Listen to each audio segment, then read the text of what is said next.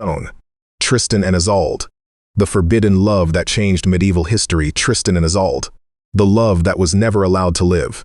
The sea between Ireland and Cornwall does not care what it carries. It carried grain ships and warships. Own. And on one gray afternoon in the 12th century, it carried a young knight named Tristan and a young woman named Isolde sitting 8 feet apart on the deck of a ship neither of them wanted to be on. Own. You need to understand something before this story goes any further. Isolde was not going to Cornwall to fall in love. She was going to Cornwall to be married to a king she had met exactly once. A king twice her age. Own. A king her own mother had chosen for her. The way you choose a treaty, not a husband. And Tristan was not on this ship as a suitor.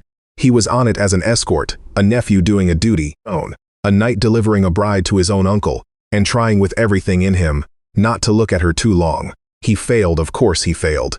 He had been failing since Ireland. There is a moment on that ship, small, own, easy to miss if you were not there, where Isolde's handmaid, a woman named Brangane, goes below deck to fetch wine. She is carrying 2 things. One is ordinary wine meant for the crossing. The other is not wine at all. Own. It is a potion sealed in a flask that looks almost identical, owned, brewed by Isolde's own mother back in Ireland for one specific purpose. Own.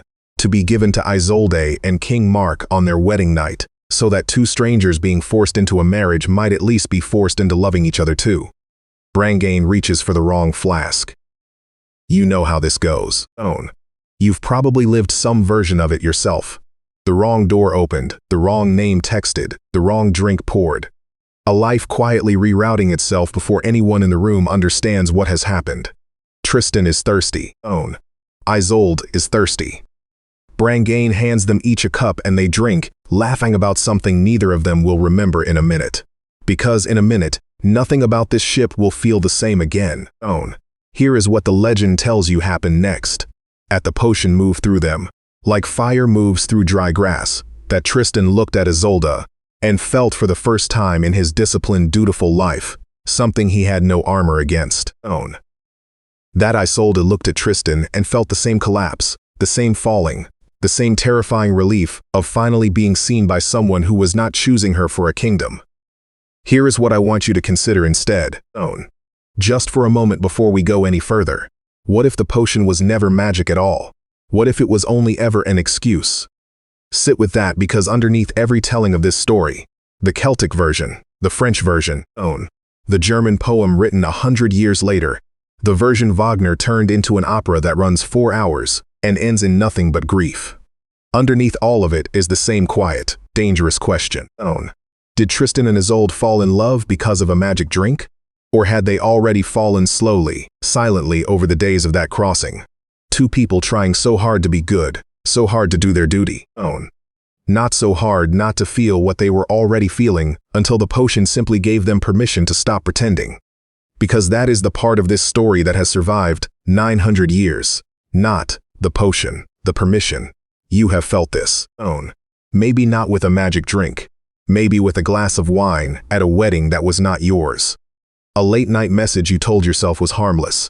A conversation with someone you were not supposed to still be thinking about. You know the moment. Own. I mean, the one where you give yourself an excuse, any excuse, just so you can finally stop holding the door shut on something you already wanted. This is not a story about a magic potion. This is not a story about a knight and a princess. Own. This is not a fairy tale with a happy ending. This is a story about what happens when your heart signs a contract that your life never agreed to. Isolde married King Mark. That part of the story never changes in any version in any language. Own. She stood in a stone chapel in Cornwall and became a queen, and she was by every account we have a good one.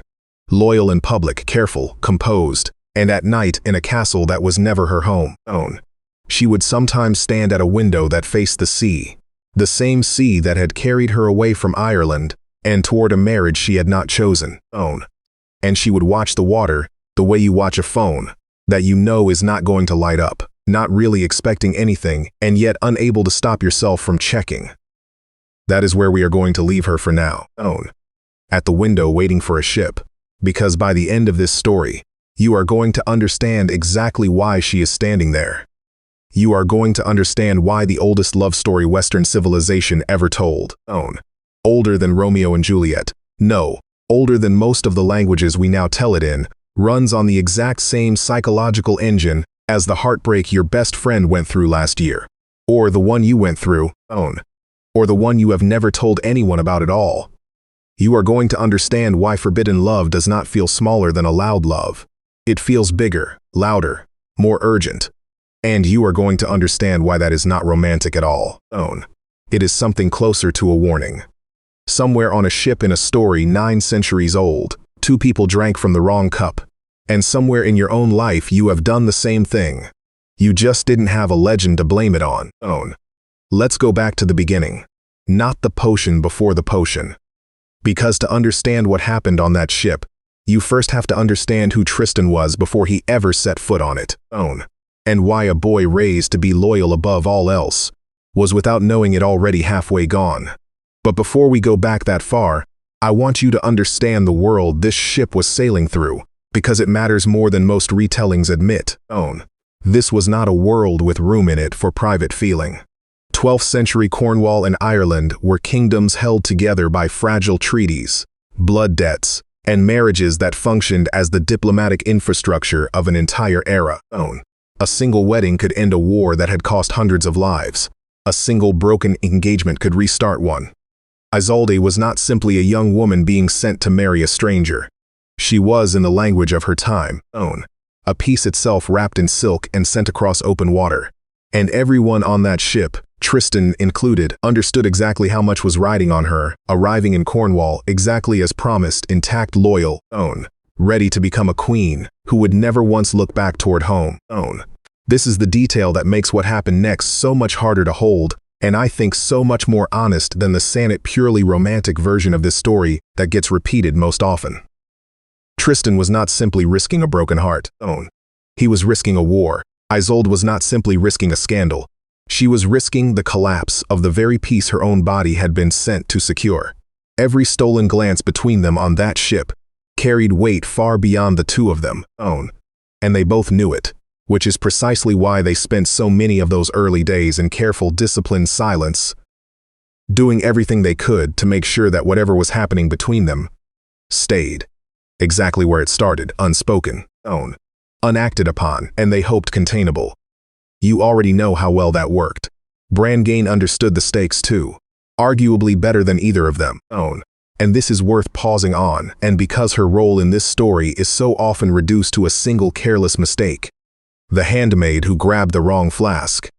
But Brangane had been Isolde's companion since childhood, had crossed an ocean with her, had watched her grieve the home she was leaving, and dread the marriage she was sailing toward, and had spent the entire voyage trying in whatever small way she could to make that dread more bearable. Not when she reached for wine that afternoon. She was not performing some minor domestic errand. She was trying to comfort a woman she loved in the only way available to her, on a ship in the middle of the sea. Not the tragedy of what happened next is not that Brangane was careless. It is that an act of simple loyalty and care became the exact mechanism that would eventually cost the kingdom its peace, cost Isolde her freedom, and cost Tristan everything he had ever built his identity around. There is one more thing worth knowing before we go back to the beginning of Tristan's life, and it is this. No single manuscript actually tells the complete version of this story you are about to hear. What survives from the 12th and 13th centuries is fragmentary. Different poets working in different courts, different languages, telling overlapping but sometimes contradictory versions of these same events. None of them claiming to be the definitive account. Scholars have spent centuries piecing together what we now think of as the legend of Tristan and Isolde from these scattered fragments, filling gaps, reconciling contradictions, choosing which details to keep and which to quietly let go. In a very real sense, the story you're about to hear is not simply a 900-year-old tale. It is a 900-year-old conversation still ongoing between everyone who has ever cared enough about these two people to keep retelling their story in their own words. I think that detail matters more than it might seem to at first. A story that had one single authoritative version, fixed forever the moment it was first written down, would belong entirely to the past. This one does not. Every retelling, mine included, night, own, adds one more voice to an argument that has never fully settled about what these two people owed each other, what they owed the people around them, and whether what they felt was worth everything it cost, own. And you are not simply hearing an old story. You are joining a conversation that started before your great-great-great-grandparents were born, and that will very likely still be happening long after you are gone, own. That is a strange kind of immortality, and I think it is worth sitting with for a moment, before we go back finally to the beginning of Tristan's life and the specific childhood loss that set every single one of these events into motion, own. There is one final figure worth introducing before we leave the ship behind, and she never appears in this story again after this moment, though her decision shapes everything that follows. Isolde's mother, the Queen of Ireland, own, who brewed the potion in the first place. We know almost nothing about her motivations beyond what the legend tells us directly. That she loved her daughter, own. That she understood the marriage being arranged for her was a political transaction rather than a romantic one. That she wanted desperately to give that transaction some chance of also becoming something warmer, own. It is worth imagining for a moment what it must have been like to be a mother in her position. Unable to stop a marriage her daughter had no say in. Unable to protect her from a stranger's bed in a foreign kingdom, own. And reaching with the only tool available to her, not for a kind of magic that might soften what politics had already decided. She never learned that the potion reached the wrong two people, own. She never knew that her attempt to protect her daughter's heart inside an arranged marriage instead delivered that same heart directly into the arms of the one man who could never keep it safely. This is, I think, own, none one of the quiet cruelties tucked into the margins of this story that rarely gets its due, a mother's love, offered as protection becoming instead the mechanism of exactly the outcome she was trying to prevent, own. If you are a parent or have ever tried to protect someone you love from a pain you could see coming and could not fully stop, I suspect some part of this will feel uncomfortably familiar. To understand Tristan, own, you have to understand what it means to be raised as an orphan inside someone else's house. His father was killed before Tristan could remember his face. His mother died shortly after giving birth to him in grief. Oh, own. Some versions of the story say, or in childbirth itself and others. But either way, Tristan entered the world already having lost both the people who were supposed to love him unconditionally, own. He was raised instead by his uncle and King Mark of Cornwall, a man who took the boy in not entirely out of love, but out of duty. Blood requires it, and Tristan from the earliest age he could understand anything at all, own. Learned the lesson that shapes so many people who grow up this way. Love is not something you are simply given. Love is something you earn through service, through loyalty, through being useful enough that no one regrets keeping you, own. You may know someone like this. You may be someone like this. The child who became the easy one, the helpful one, the one who never caused problems, not because that was their nature, own, but because they learned early that being needed was safer than being wanted. And attachment researchers have a name for what happens inside a person raised this way. It is called anxious avoidant attachment, and it produces a very specific, own, very quiet kind of person. Someone who is excellent at taking care of everyone else's needs and almost illiterate in naming their own. That was Tristan. By the time he was a teenager, he was already the best swordsman in Cornwall, own.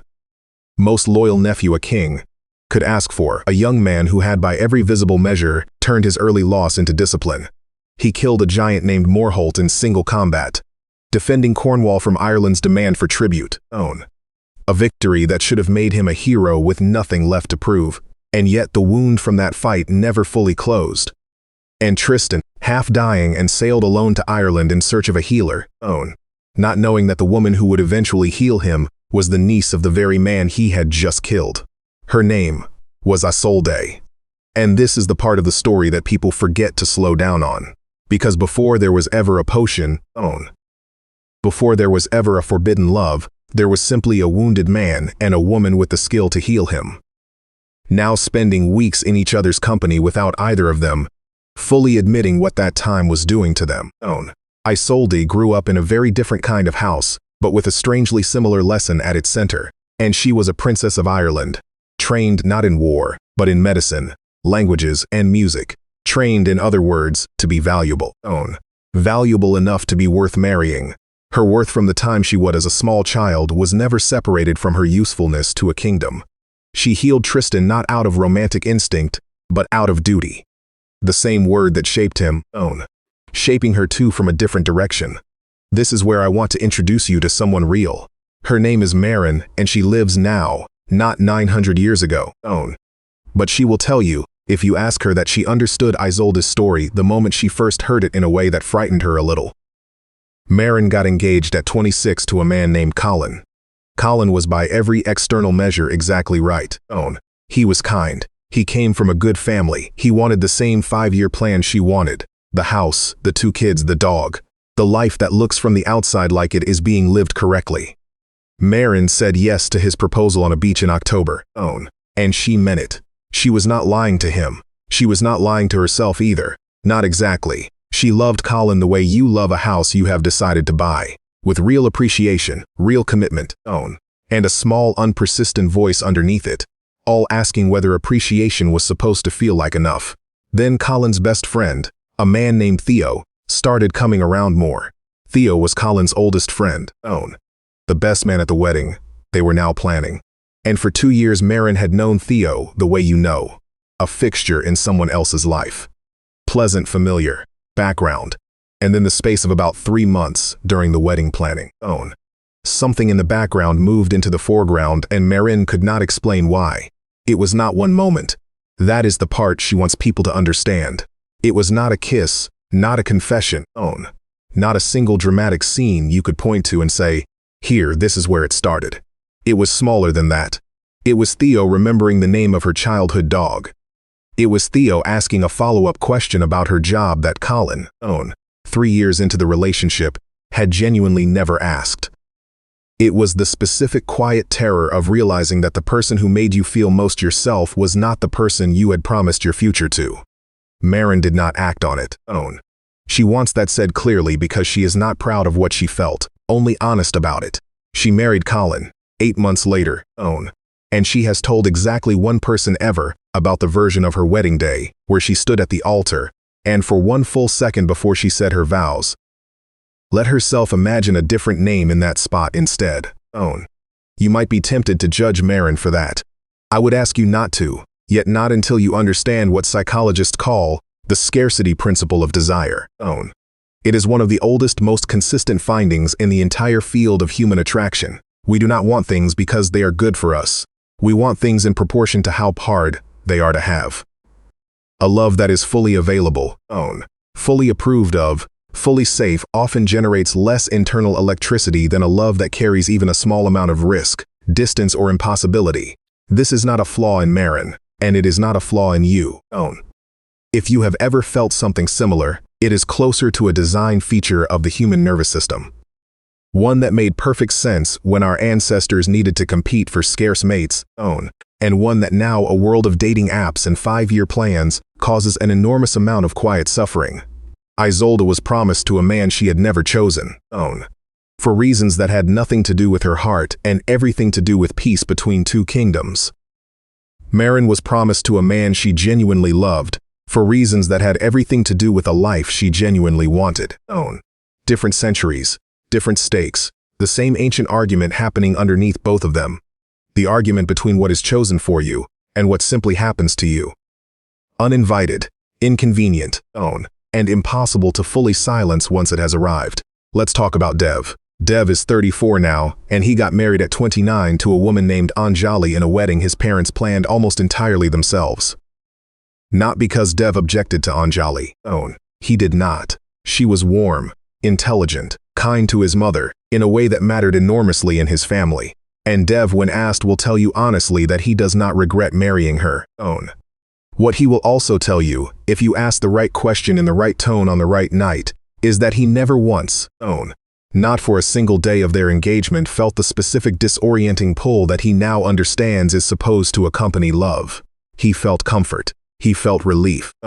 He felt the enormous genuine satisfaction of having made his parents proud of having fulfilled an obligation correctly. And he did not feel destabilized. He did not feel, in his own words, like the ground had moved. For years, Dev assumed this was simply what mature love looked like, that the movies had lied to everyone, that the ground-moving feeling was for teenagers and fiction, and that what he had with Anjali, steady and respectful and quiet, was the real adult version of love that people grow into. And then 3 years into the marriage, at a work conference in another city, Dev spent 4 days in near constant conversation with a colleague named Priya. And for the first time in his adult life, he understood physically in his chest what people had been talking about all along. Nothing happened between them. Dev wants that understood clearly too. And we will return to Priya later in a different story entirely, because her own life carries a very different weight. What matters here is what happened inside Dev on the flight home. The 4 hours he spent staring out a plane window, doing math he did not want to do, running through years of his marriage and realizing with a grief he had no language for, that he had built an entire life on a foundation of duty so solid that he had mistaken its solidity for love. This is what psychologists mean by a loyalty conflict, and it rarely looks like the dramatic version we imagine. Two people torn between two lovers agonizing in a rainstorm. Far more often that looks exactly like Dev on that plane. A person torn between the life they were taught to build and a feeling they were never taught how to name. Quietly doing arithmetic at 35,000 feet and arriving at an answer they are not ready to say out loud. Tristan and Isolde had not even reached the potion yet, and already they carried the exact same architecture inside them. Two people raised to serve duty above desire. And two people who had learned from opposite directions that being valuable mattered more than being. Two people who on a ship crossing the Irish Sea were about to be handed an excuse they had, without realizing it already been waiting for. Because here is something worth sitting with, something that applies as much to Marin and to Dev, and possibly to you as it does to a princess and a knight 900 years ago. A potion did not create the feeling. Nothing ever does. What a potion, or a wedding, or a work trip, or a late-night conversation with the wrong person at the right moment actually creates is permission. It gives you a story to tell yourself about why you are allowed to feel something you have already secretly been feeling. Isolde's mother brewed that potion for a very specific reason. She had met King Mark, knew her daughter was being sent into a marriage built on politics, not affection, and she wanted to give Isolde and Mark a fighting chance at real feeling on their wedding night. A chemical shortcut to the connection that an arranged marriage often lacks. It was in its own strange way an act of maternal love. Mother trying to engineer happiness for a daughter she could not otherwise protect from the transaction. Her marriage was always going to be, it is one of the great cruelties of this story, that the potion never reached the person it was made for.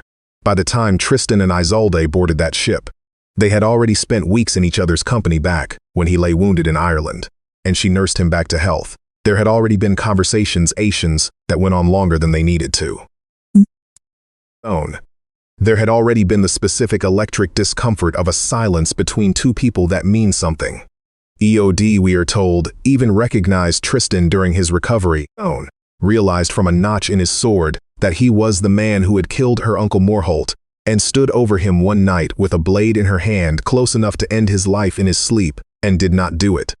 Ask yourself why. The legend gives you one explanation. I would offer you another. Because some part of her had already decided long before any cup of wine that she did not want him gone from the world. So when Brangain reached for the wrong flask on that ship, and she was not creating a spark between two strangers, she was handing two people who had already fallen slowly and against every instruction they had ever been given, a reason to finally stop pretending otherwise. This is the part of the story we so rarely tell honestly. And it is the part that matters most for you watching this now. In a life 900 years removed from theirs, very few people fall from zero to obsession in a single instant. What actually happens almost every time is closer to what happened to Tristan, to Isolde, to Marin, to Dev. A slow, a quiet accumulation of moments that your loyalty will not let you name until something external arrives to give you cover. A wedding toast, a late flight home, a wrong flask on a ship, and suddenly you are permitted to feel what you had in truth been feeling all along. To understand why Isolde's marriage to King Mark was arranged the way it was, you have to understand what marriage actually was, a world she lived in. It was not a private matter between two hearts. It was a public instrument between two kingdoms, closer in function to a modern peace treaty than to anything we would now call a wedding. And Ireland and Cornwall had a long bloody history, the very history that had led to Tristan killing Morholt in the first place. A marriage between Isolde and King Mark was meant to end that history. Her body, the language of the time, was diplomacy. Her feelings were not part of the negotiation. King Mark himself deserves more sympathy than versions of this story give him. He was not a villain, and he was a king trying to keep peace in a land that had seen too much war. And when his advisors pressed him to marry to secure an heir and stabilize his rule, he agreed not out of romantic ambition, but out of the same duty that shaped everyone else in this story. He had heard of Isolde's beauty and her skill as a healer. He sent his own nephew, his most trusted knight, to bring her home. It did not occur to him, not for a single moment, that trust could be the very thing that broke him. This is not a rare arrangement historically. It is closer to the rule than the exception. For most of human history, in most parts of the world, marriage was not primarily about love. It was about alliance, inheritance, and survival. Even today in various regions and communities around the world, arranged marriage remains a common, and for many people a genuinely workable path to a stable life. But workable and wanted are not always the same word. And the gap between them is where this story, and so many real stories like it, actually lives. I want to introduce you to one more person before we return to the ship. Her name is Yuki, and she agreed to a marriage her family arranged for her when she was 23 to a man named Haruto, a decision she describes even now without regret. I was not forced, she says. I was given a choice and I chose him, and I have never wished I chose differently. Her marriage is by every measure she cares about a good one. Respectful, warm, built on years of steadily accumulated trust, rather than an initial spark. What Yuki wants people to understand, though, is that there was a specific night roughly 2 years into the marriage, when an old university friend reached out, after nearly a decade of silence, and for exactly one evening talking to him on the phone, she felt something she has never fully explained to Haruto. Not a desire to leave her marriage, not a secret unhappiness with the life she built, but a flicker of what her life might have felt like if it had started from wanting instead of choosing. It didn't mean I made the wrong choice, she says. It just meant I noticed, for one night, that there had been another door. This is the quiet, uncomfortable truth sitting underneath almost every arranged or duty-based union, ancient or modern. Choosing well is not the same as never wondering. At wondering left alone, rarely destroys a stable life. But given the right conditions, proximity, secrecy, a wrong flask on a long crossing, it can become something far harder to contain. Isolde had no such choice at all, and she was not asked. She was informed. And as her ship pulled away from the Irish coast, she was leaving behind not just her homeland, but the last version of her own life in which her feelings had ever been allowed to matter as much as her usefulness. Tristan, meanwhile, carried his own quiet contradiction onto that same ship. No, he had spent his entire life earning his uncle's love through service, and this voyage was in his mind the ultimate proof of his loyalty, delivering the one thing King Mark wanted most, a bride with his own hands, at real risk to his own safety. Having already nearly died once at Isolde family's hands, he believed sailing toward Cornwall that he was completing the story of his own worthiness. He did not yet understand that he was actually sailing toward the one act of disloyalty that would define the rest of his life. And there is a specific kind of grief that belongs only to people who did everything right and still ended up somewhere they never meant to go. Not the grief of failure. The grief of having followed every rule you were given. Discovering that the rules themselves led you directly into the one situation they were supposed to prevent. Tristan followed duty his entire life. Duty is what put him on that ship. That very same duty should have kept him farthest from Isolde in the days on that crossing passed the way they do for two people who are trying very hard not to notice each other. Isolde stayed largely in her cabin, attended by Brangain, grieving a home she was leaving and dreading a marriage she had not chosen. Tristan kept to the deck, training with his men, speaking to Isolde only when courtesy required it, brief formal exchanges about the weather, the sea, the schedule of the crossing. Anyone watching from the outside would have seen exactly what they were supposed to see. A knight performing his duty. A princess enduring her fate. But you already know what was happening underneath. You know it because you have felt some version of it yourself. The specific discipline it takes to be polite to someone you are not supposed to want. The exhausting effort of making eye contact only exactly as long as courtesy requires, and not 1 second longer. Isolde and Tristan were not falling in love on that ship. They had a quiet architecture of two people who had already spent weeks together in Ireland, already fallen. What remained was only the question of whether either of them would ever be permitted to say so. Not. Heat does strange things to sealed rooms. And a ship in the middle of an open sea, with two people trying this hard not to feel what they feel, is nothing if not a sealed room. On what should have been an unremarkable afternoon, warm the sea calm, the coast of Cornwall not yet visible on the horizon. Isolde, thirsty from the heat, asked Brangane to bring wine, and Brangane, thinking only of a simple errand, went below deck to the chest, where two flasks sat side by side. One ordinary one meant for a wedding night that had not yet arrived. She reached for the wrong one. You already know what happens next, but knowing the ending of a story and feeling it are two entirely different things, and I want you to sit for just a moment what it must have felt like to be Tristan or Isolde in that instant. Two people who had spent weeks, maybe longer, holding a door shut against something enormous, suddenly handed, without warning. One thing that would make holding it shut impossible because permission, once it arrives, does not ask if you are ready for it. I want to add one more piece to this chapter before we watch that cup change hands. Not because it explains something about Tristan specifically that the rest of this story depends on. Medieval knighthood was not simply a career. It was closer to a total identity absorbed from childhood, reinforced by every ritual a young man of that class went through.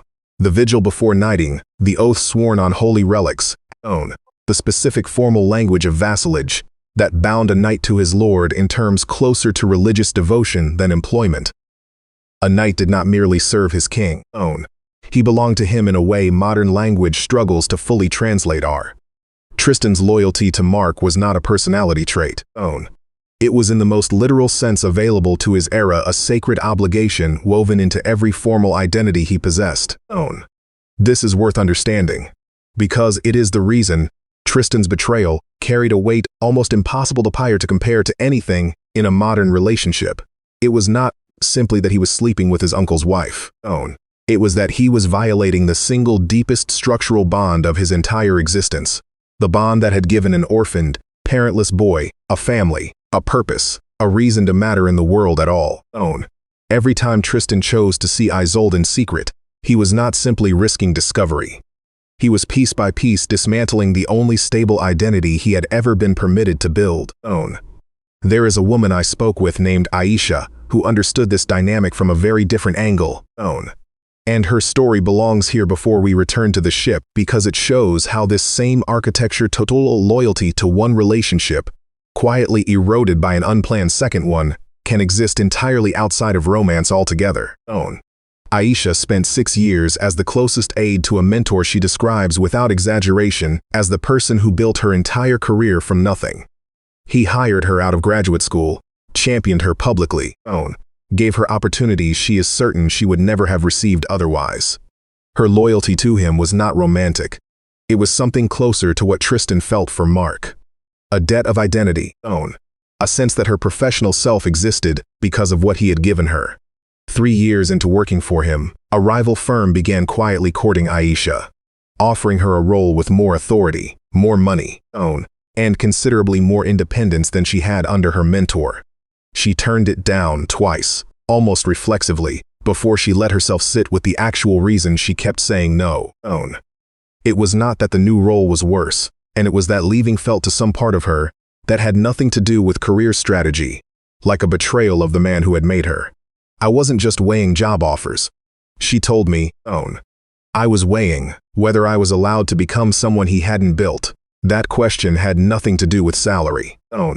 Aisha eventually took the new role 3 years after the first offer and describes the decision not as disloyalty, but as the first time she separated her gratitude toward her mentor from her obligation to remain permanently shaped by him. Tristan never got the chance to make that separation cleanly on his loyalty to Mark, and his love for Isolde were never going to be reconcilable inside the world he lived in. And the tragedy of what follows is in part the tragedy of a man who never had the vocabulary or the social permission to simply say, "I am grateful to you, and I also need to become someone you did not build." I want to go back one more time to the weeks Tristan spent recovering under Isolde care in Ireland. No, before either of them had any reason to believe their lives would ever cross again, because I think we move past that period too quickly in most retellings, and it deserves closer attention. Healing in the world Isolde inhabited was not simply a technical skill.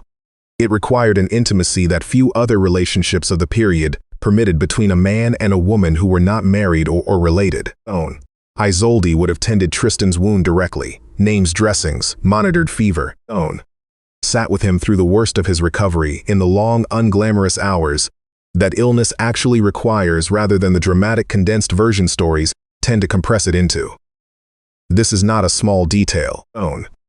It means that by the time Tristan's wound had healed enough for him to travel home, Isolde had already spent weeks in the kind of sustained, unguarded proximity that ordinary courtship of the period would never have permitted. The specific vulnerability of being cared for by someone and the specific power of being the one doing the caring. And modern research on caregiving relationships has found something worth naming here, because it applies directly to what was likely happening between them quietly underneath the surface of a simple medical recovery. And sustained caregiving, especially in a crisis, tends to accelerate emotional intimacy far beyond what the same amount of time would produce in an ordinary social relationship. Vulnerability of being cared for during illness or injury, combined with the trust required to allow someone that close to your body and your suffering, produces a bond that can feel afterward and disproportionately deep, relative to the actual number of days involved. A woman named Beatrice described something remarkably similar to me from an entirely different context.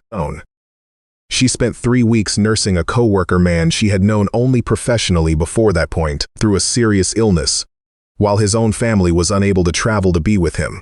"I went in as his colleague," she said, "and I came out the other side, feeling like I knew him better than people I'd been friends with for a decade." There's something about seeing someone at their most fragile and having them trust you with that compresses years of normal relationship building into a few weeks.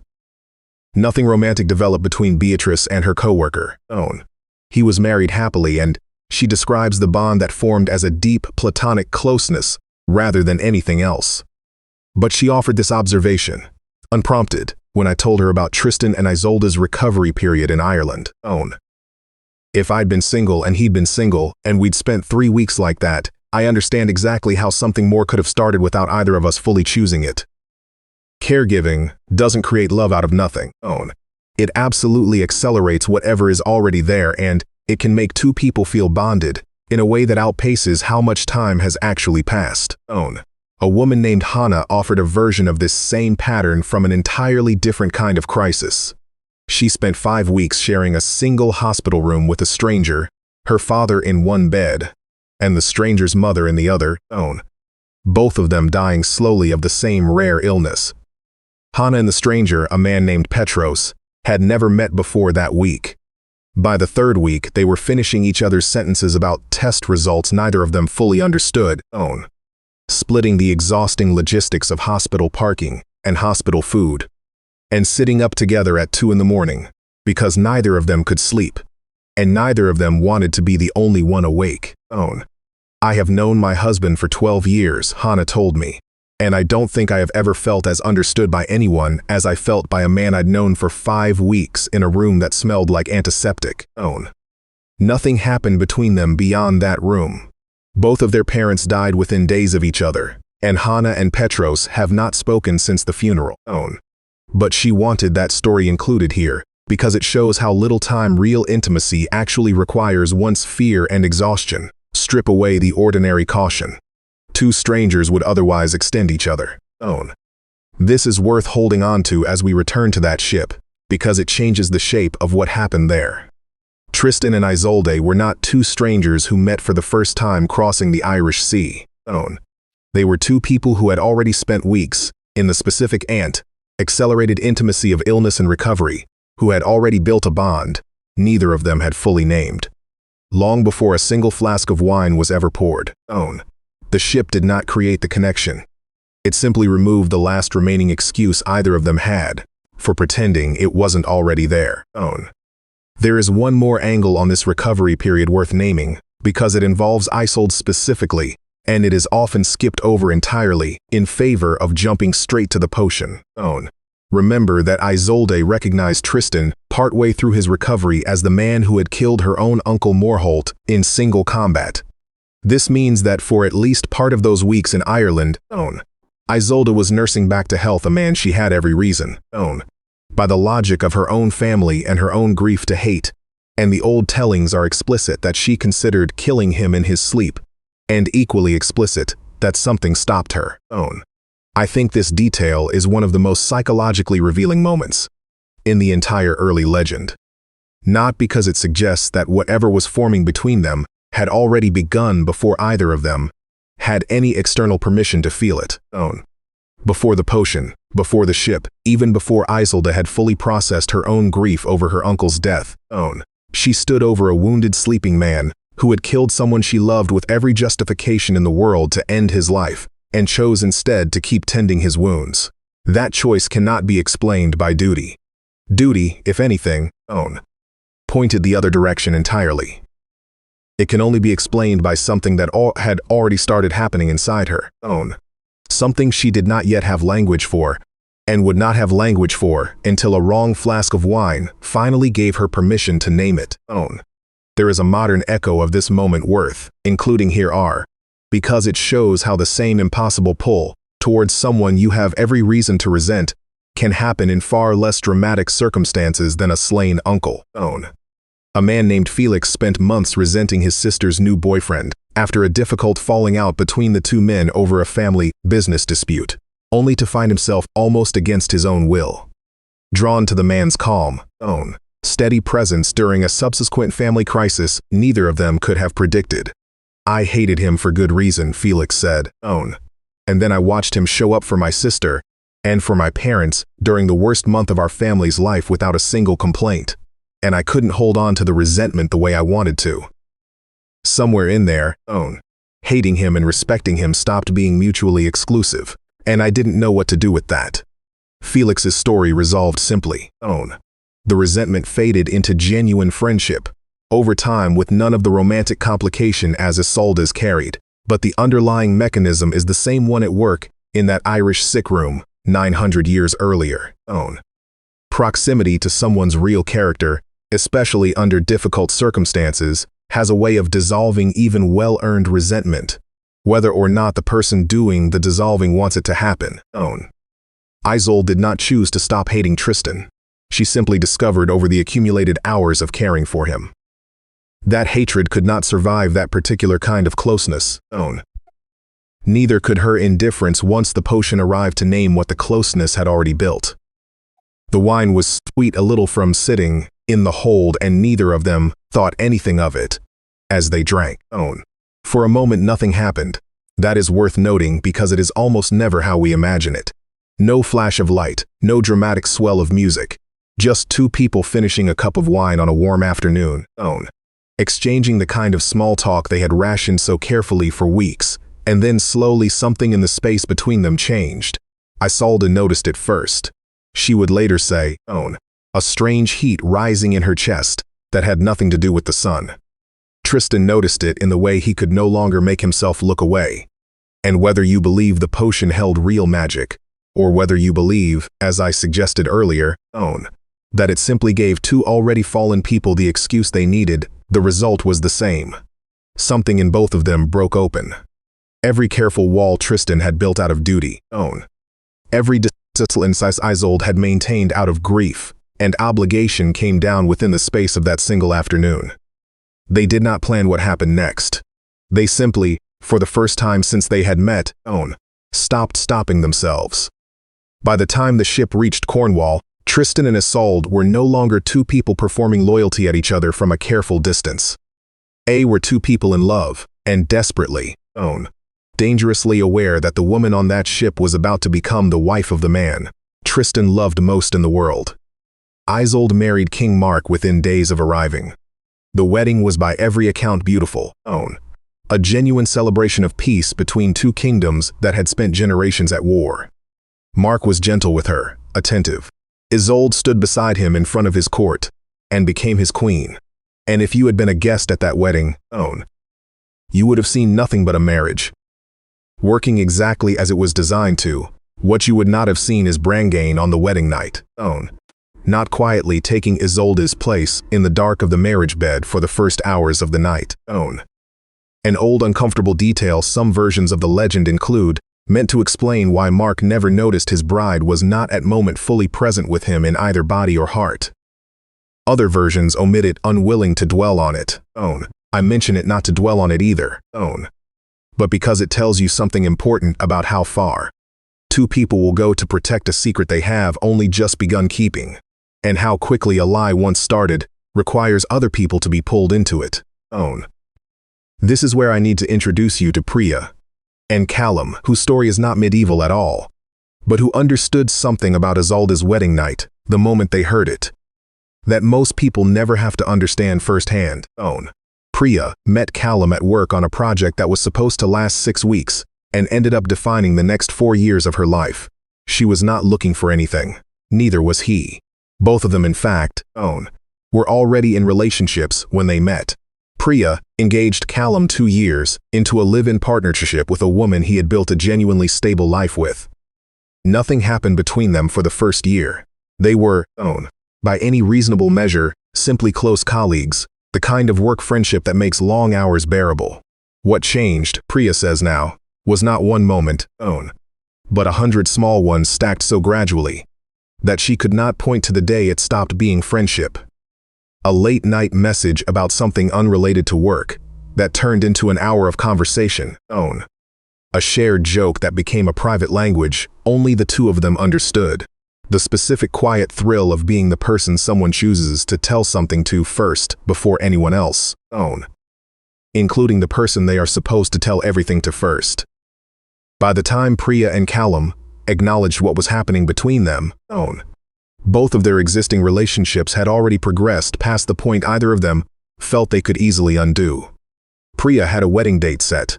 Callum had a mortgage, a shared dog, a partner who had done nothing wrong and deserved none of what was happening around her without her knowledge. And so Priya and Callum did what Tristan and Isolde did on their wedding night in Cornwall. They built a second life and hidden inside the visible structure of their first ones for 6 years. And Priya wants that number said clearly, because people are often shocked by how long a secret like this can be sustained. She was engaged then married not to one man, while carrying on a relationship with Callum that neither of them ever fully ended.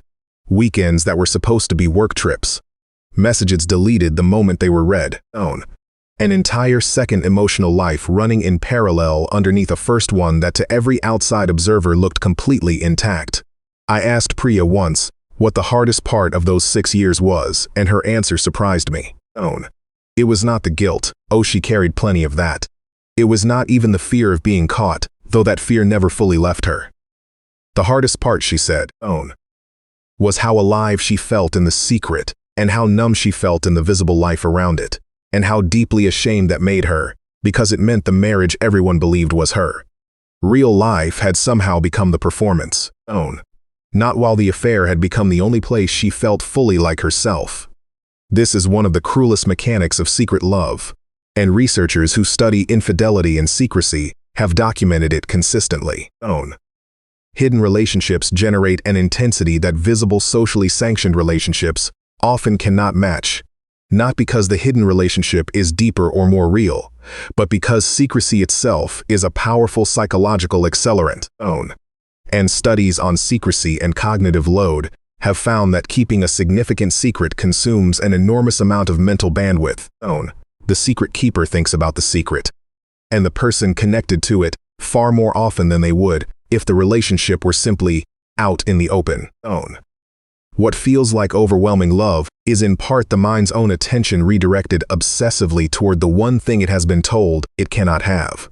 This does not make the feeling less real. I want to be careful here because it would be easy to reduce Priya's love for Callum or Tristan's love for Isolde to nothing more than a trick of brain chemistry. And that would be both unkind and inaccurate. The feeling is real. What secrecy does is distort its proportions, making a hidden love feel larger, more urgent, more fated than an ordinary visible one, simply because of how much psychological real estate it is forced to occupy. Isolde lived this same distortion 900 years earlier, inside the walls of a castle, instead of the walls of a marriage in the modern world publicly. She was Queen of Cornwall, dignified, composed, beloved by Mark's court for her grace and her healing skill. Privately, she and Tristan found whatever stolen moments a castle full of watching eyes would allow them. A conversation held too long in a garden. A look exchanged across a crowded hall, and eventually when the ache became unbearable, arranged meetings under cover of night, in secluded parts of the castle grounds. Each one carrying the specific electricity of something that could end everything if it were discovered. You have to understand what Tristan was risking every time he chose one of those meetings. Not simply his reputation, his entire identity. He had spent his whole life becoming the most loyal man in Cornwall, and every secret night with Isolde was a direct, irreversible contradiction of the only version of himself he had ever known how to be. And psychologists call this experience cognitive dissonance, the specific gnawing discomfort of holding two truths about yourself that cannot both be right at the same time. I am loyal, I am betraying the man who raised me. On both were true of Tristan. Simultaneously, every single night he chose to see Isolde, and the human mind, when forced to hold two contradictory truths for long enough, does not resolve the contradiction gently. It resolves it through suffering. Priya describes the same internal war. I would tell myself I was a good person having a bad moment, she said, for 6 years. That's a long moment to keep calling a moment. What finally ended it, and it does not end the way you might expect, was not a discovery, not a dramatic confrontation. It was smaller and stranger, and it began the way so many turning points do, with a decision one of them made quietly alone, that the other did not find out about for months. There is another story I need to bring in before we continue. A story that will matter enormously later. His name is Noah. And what he has been hiding is not an affair, but something that in its own way has done just as much damage to the people around him. Noah has been married to a woman named Elena for 11 years. On the surface, theirs is the kind of marriage other couples describe as goals. 2 careers that support each other. 2 kids who adore both of their parents. A home that feels by every visible measure stable and warm. What Elena does not know, what almost no one in Noah's life knows, is that 10 years ago, before he and Elena were married, Noah made a decision he has never told her about. A decision that has quietly shaped nearly every major choice in their marriage since, without her ever understanding why. Noah's secret is going to sit with us for a while, the way it has sat with him for a decade. Present.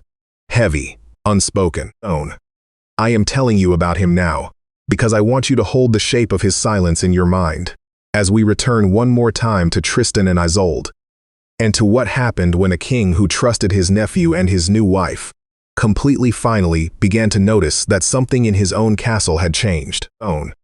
King Mark was not a foolish. He noticed the way his wife's eyes moved toward the door when Tristan entered a room.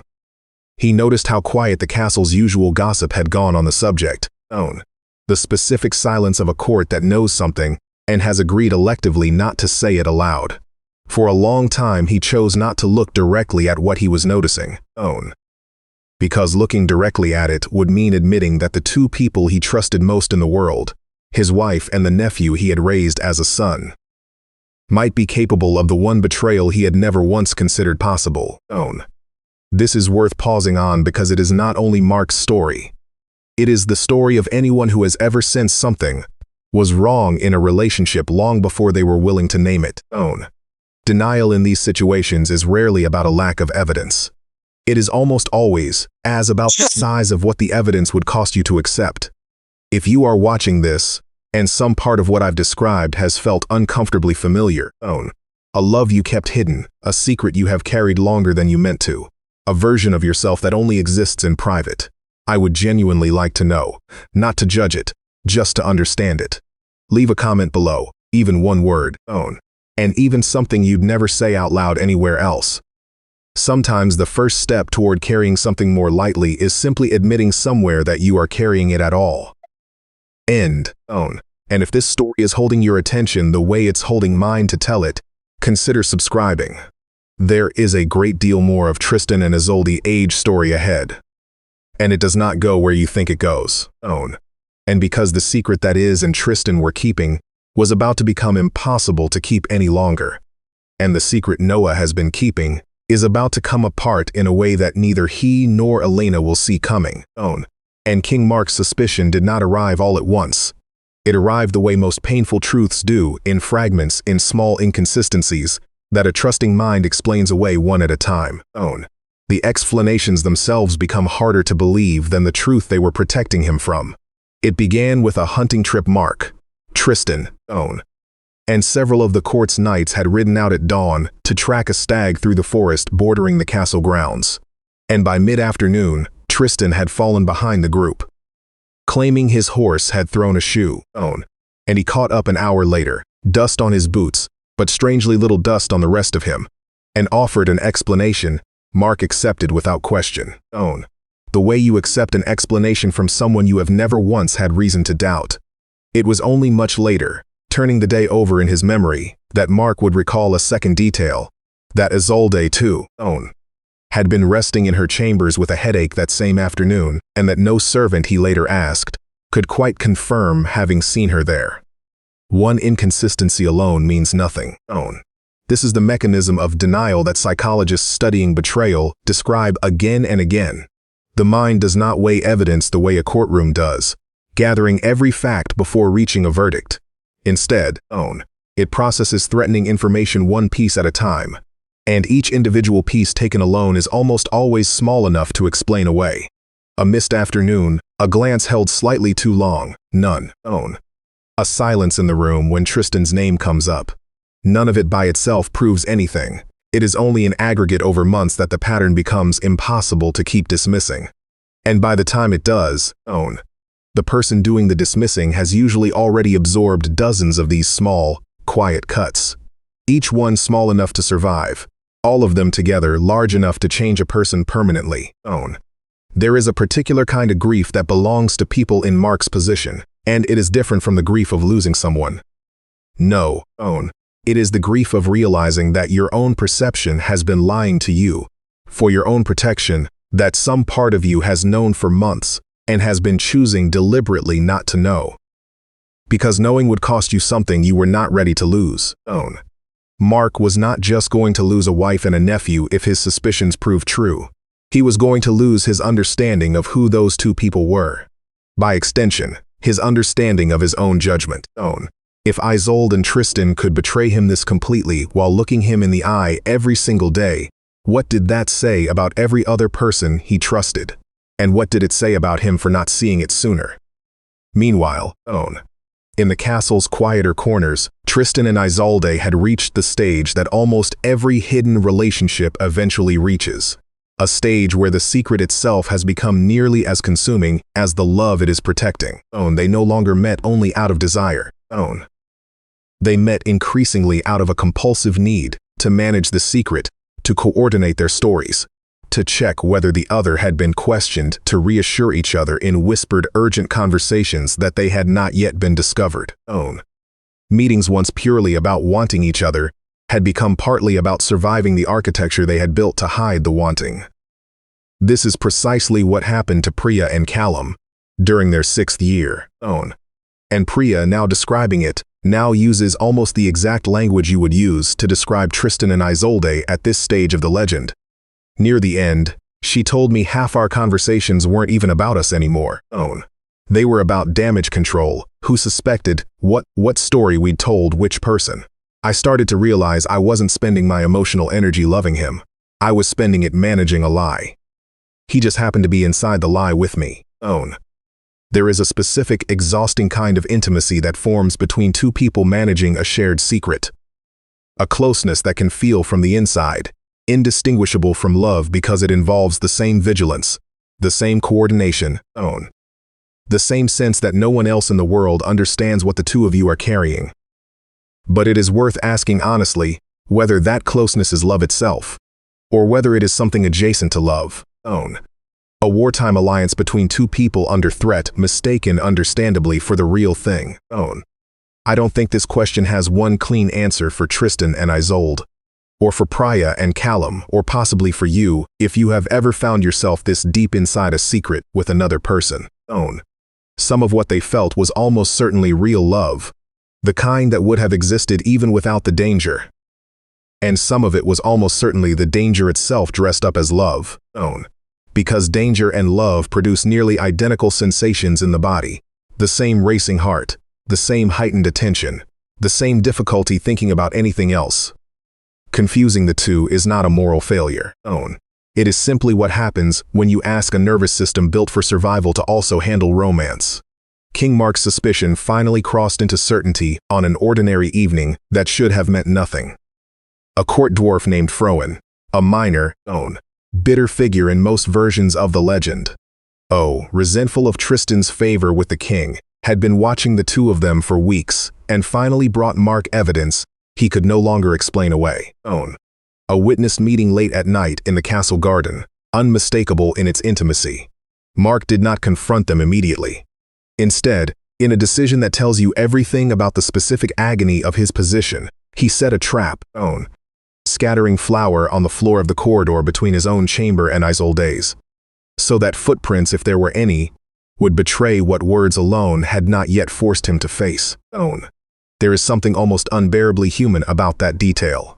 A king with every resource of his kingdom at his disposal, reduced to flour on a floor. Not because some part of him still needed proof before he could let himself believe what he already knew. Tristan that night took the risk anyway. He always did. By this stage, the compulsion to see Isolde had by now outgrown his own sense of self-preservation. The way an addiction outgrows a person's better judgment, not because the person has become foolish, but because the craving has grown louder than the fear. He leapt across the flour-strewn floor to avoid leaving footprints, and nearly succeeded until a wound from an old hunting injury reopened mid-leap, and a single drop of blood fell where his foot had not. By morning, the evidence was undeniable, and what happened next was not simply the discovery of an affair. It was the collapse of the only version of the world Mark had ever believed in. A world where duty was reliable. Their loyalty meant what it was supposed to mean. Where the two people he trusted most would never have been capable of this. I want to pause here and give you a fuller picture of the world watching this unfold. Because Mark's court was never a neutral backdrop. It was an entire ecosystem of people whose own status, safety, and future depended on the stability of his marriage and his succession. A king without a clear, uncontested heir was a kingdom vulnerable to civil war, to rival claimants, to the exact kind of instability that Isolde's marriage had been arranged to prevent in the first place. This means that everyone around Tristan and Isolde, the knights, the advisors, the servants who quietly noticed things and said nothing, was not simply gossiping about a scandal. They were watching the foundation of their own security quietly crack, and many of them, out of self-interest as much as loyalty, chose silence, for as long as silence remained possible. This is a detail worth understanding, because it explains something about why the affair went undiscovered for as long as it did, despite happening inside a crowded castle with very little genuine privacy. It was not simply that Tristan and Isolde were clever, and it was that an entire court had strong incentives not to look too closely the same way Mark himself did. Denial in a royal court is not just a private psychological phenomenon. It becomes a kind of collective agreement, unspoken, maintained by dozens of people simultaneously. Each one calculating, consciously or not, that their own stability depended on the story staying exactly as it appeared on the surface. I want to introduce you to a woman named Grace, because her story illuminates this same dynamic in a completely different setting, and it deserves its place here before we watch Mark's court finally run out of room for denial. and Grace spent 9 years working at a family-owned company, where the owner's son, her direct supervisor, was having an affair with a colleague in another department. An affair that by Grace's own estimate at least a dozen people in the office knew about in varying degrees of detail for more than 2 years before it became impossible to ignore. Grace herself knew relatively early, having seen a message she was not meant to see. She said nothing, not out of loyalty to either party specifically, but because saying something she understood instinctively would have destabilized her own position in a workplace where the family in question controlled every promotion, every raise, every future opportunity she might ever have there. I told myself it wasn't my business, Grace said. That was true technically, but it wasn't really why I stayed quiet. I stayed quiet because saying something out loud would have made me responsible for what happened next, and I didn't want that responsibility. It was easier to just not officially know. This is precisely the position Mark's entire court occupied for months, possibly longer, before the flower on the corridor floor finally forced an answer no one could avoid any longer. And it is worth asking yourself honestly whether you have ever occupied a version of Grace's position yourself. Aware of something you chose not to fully acknowledge, because acknowledging it would have cost you something you were not prepared to lose. This is not a flattering thing to recognize in yourself, but recognizing it is, I think, more useful than pretending the instinct to look away belongs only to kings and courtiers 900 years removed from your own life. Grace's story did eventually resolve, though not in a way that offered anyone a clean lesson. The affair was discovered by the supervisor's wife, not through Grace or any of the other colleagues who had. And the fallout cost the company 2 of its most experienced employees within a year, along with a reputation for trustworthiness. It took nearly a decade to rebuild. Grace stayed at the company for 3 more years afterward, and describes those years as quietly corrosive, in a way she did not fully understand until she left. I kept thinking about all the ways I could have said something small early before it became a catastrophe. She said, not to be a hero, just to not have to carry the weight of having known and done nothing. This court carried that same weight collectively for months. And when the truth finally surfaced, it did not surface gently. It surfaced the way suppressed truths almost always do, abruptly, publicly, and with a force proportional to how long it had been quietly building underneath the surface. Everyone had agreed not to look at too closely. There is one more piece of context worth adding here before we watch that surfacing happen, because it explains why an entire medieval society found itself so oddly fascinated with a story about adultery, rather than simply condemning it outright. And the century in which this legend took shape also gave rise to the concept of courtly love, an entire cultural framework developed largely in the French and Occitan courts that treated passionate, often extramarital devotion between a knight and a noble woman as its own kind of virtue, distinct from, and sometimes even superior to, the arranged love of marriage. Troubadours composed songs celebrating exactly this kind of longing. A knight pining at a respectful distance for a lady he could never fully have, elevating that unfulfilled desire into an entire poetic tradition. This matters because it means Tristan and Isolde's story did not emerge into a culture that simply condemned forbidden love outright. It emerged into a culture that was at the very same moment developing an entire artistic vocabulary for romanticizing it. Knights of the period were expected in certain court traditions to perform devotion to a lady who was not their wife. A formalized, often chaste tradition of admiration that existed alongside, and sometimes in open tension with, the church's absolute condemnation of adultery.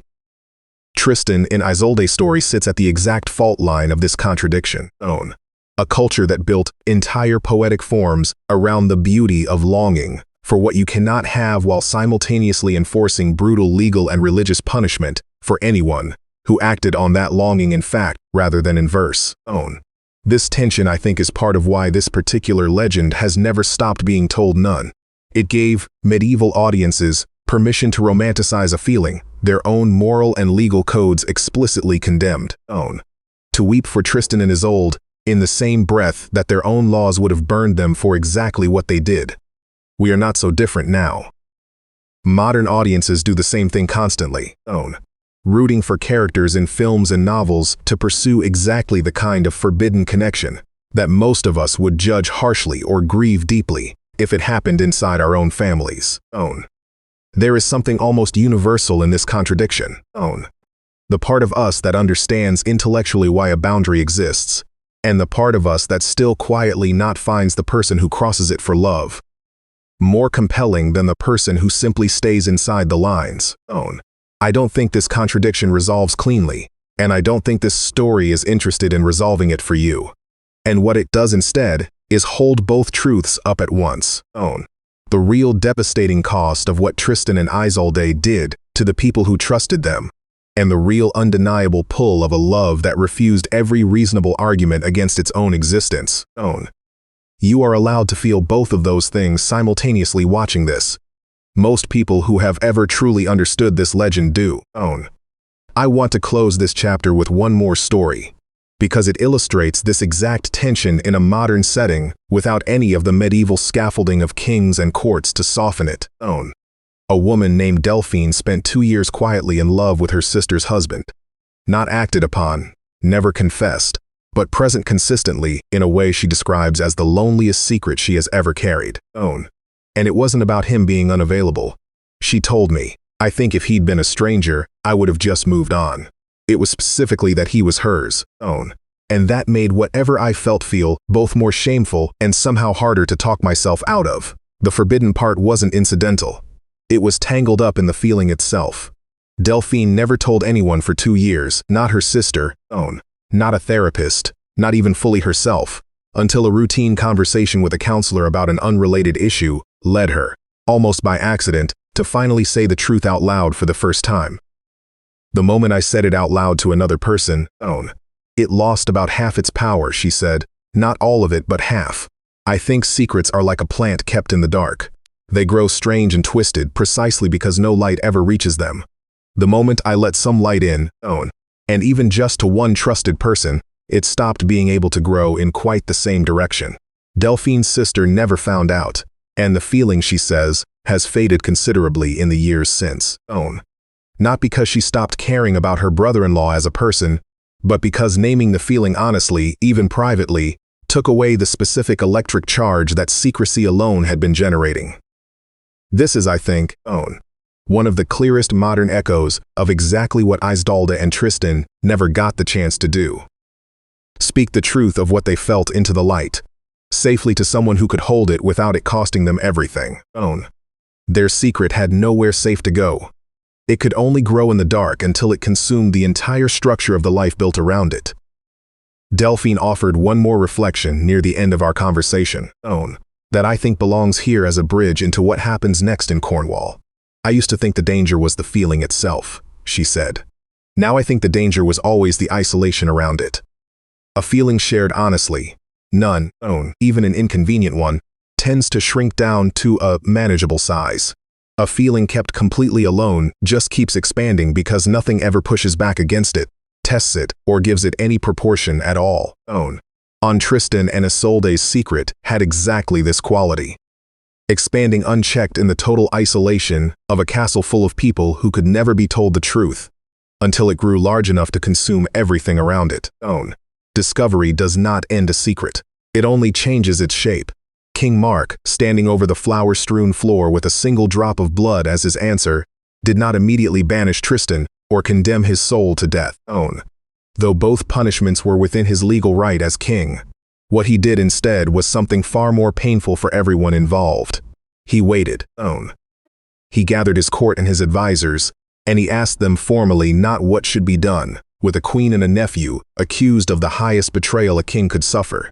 And in doing so, he turned a private wound into a public trial, forcing Tristan and Isolde to defend themselves, not just to him, but to an entire kingdom now watching to see whether love or law would win. Isolde, given the chance to clear her name, chose an old legal custom of the time, trial by ordeal. She would carry a red-hot iron bar a certain distance.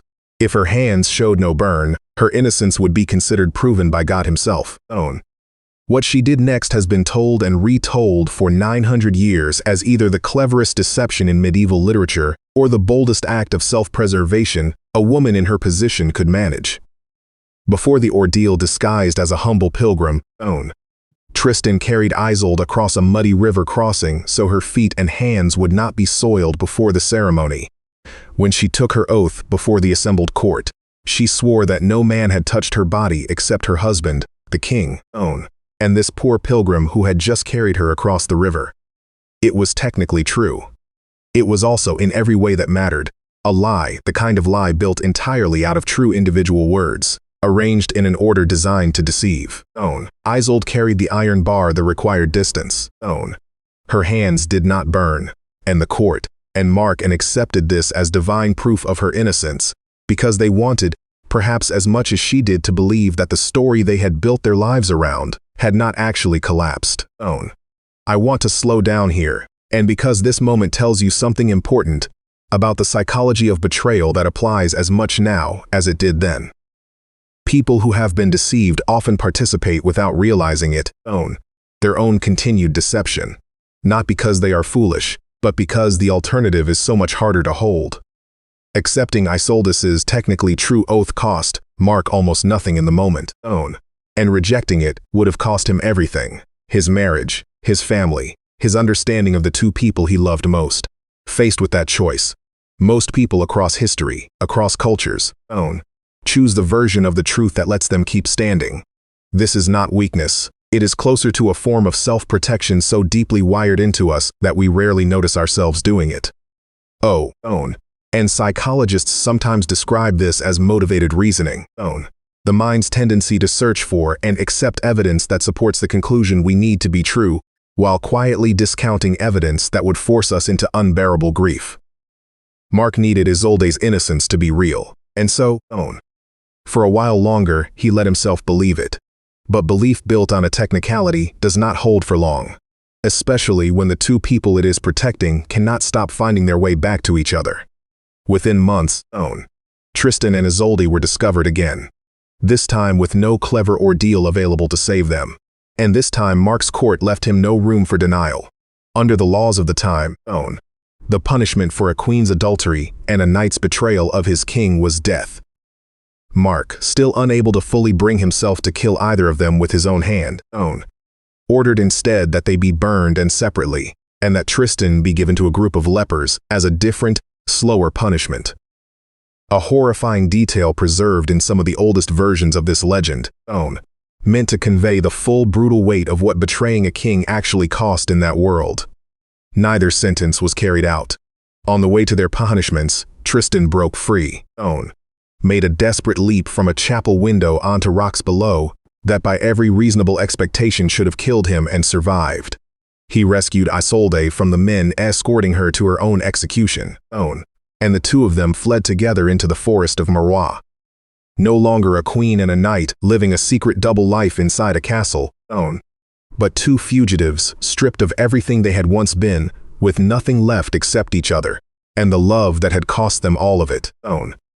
This is the part of the story I want you to sit with, because it is where the fantasy of forbidden love collides hard with its actual cost. And for a while living in the forest, Tristan and Isolde were, by their own accounts, in the oldest versions of this tale, genuinely happy, free for the first time of the secrecy that had been slowly suffocating them inside the castle. But the forest offered no crown, no comfort, no protection from winter or hunger, or the specific loneliness of having lost every relationship in your life except the one you sacrificed all of them for.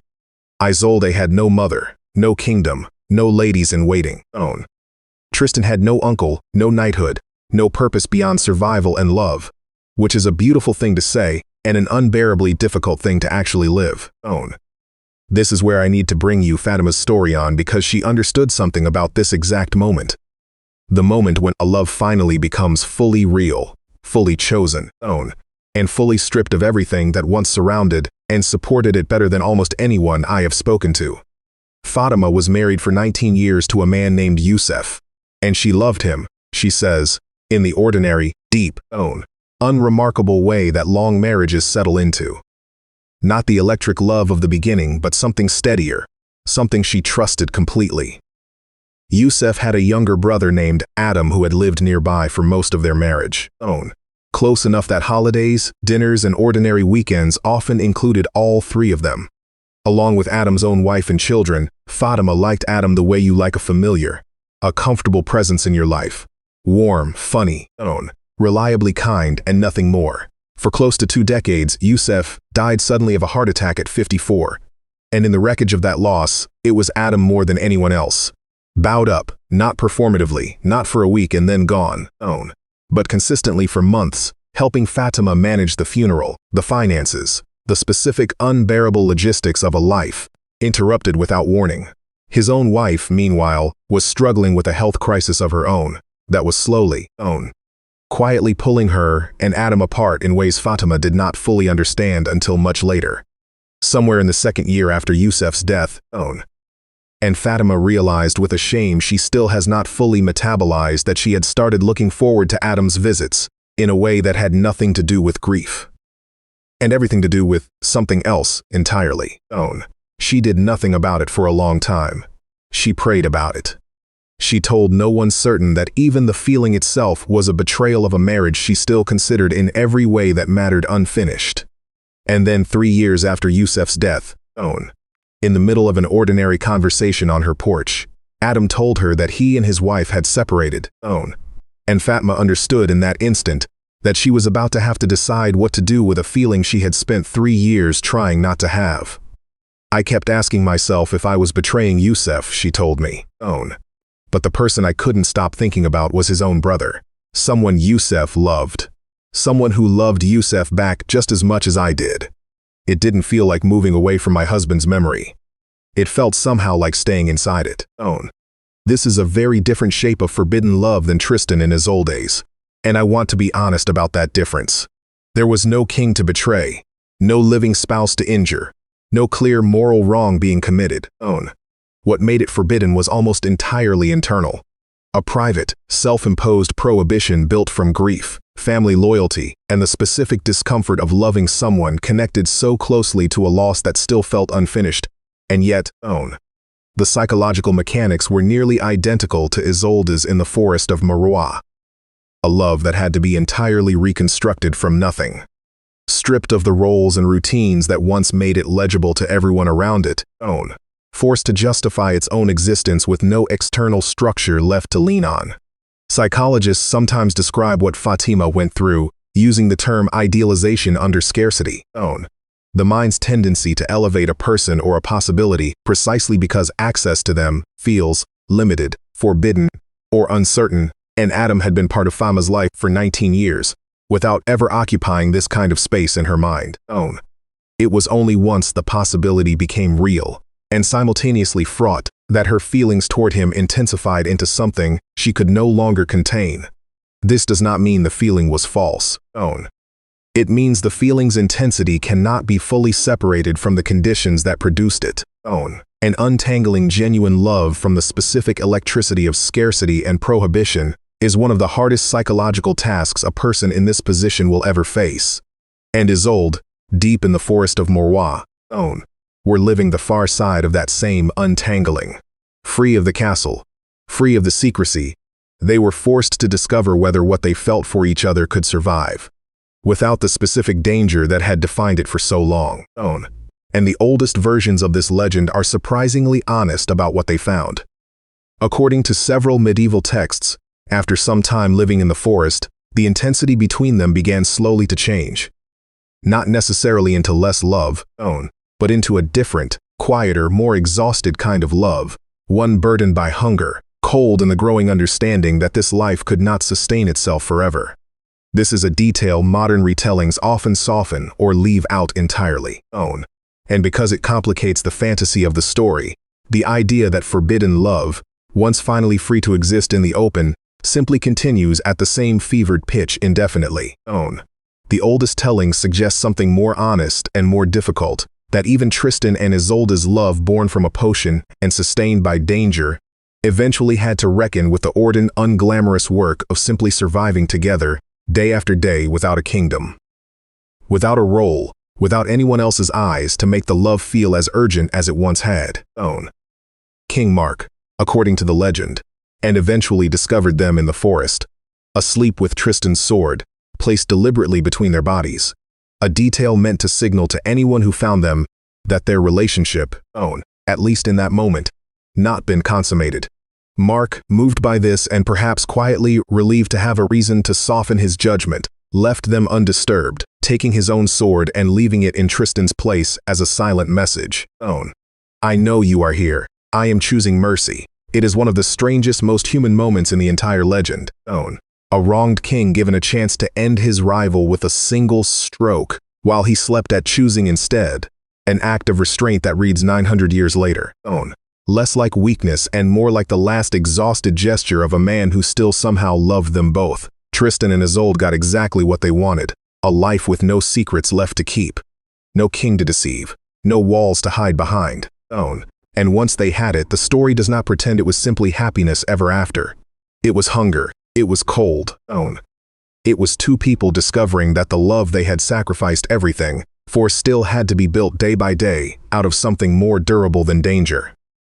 That is a harder truth than the fairy tale version of this story usually admits. And it is, I think, one of the most important ones.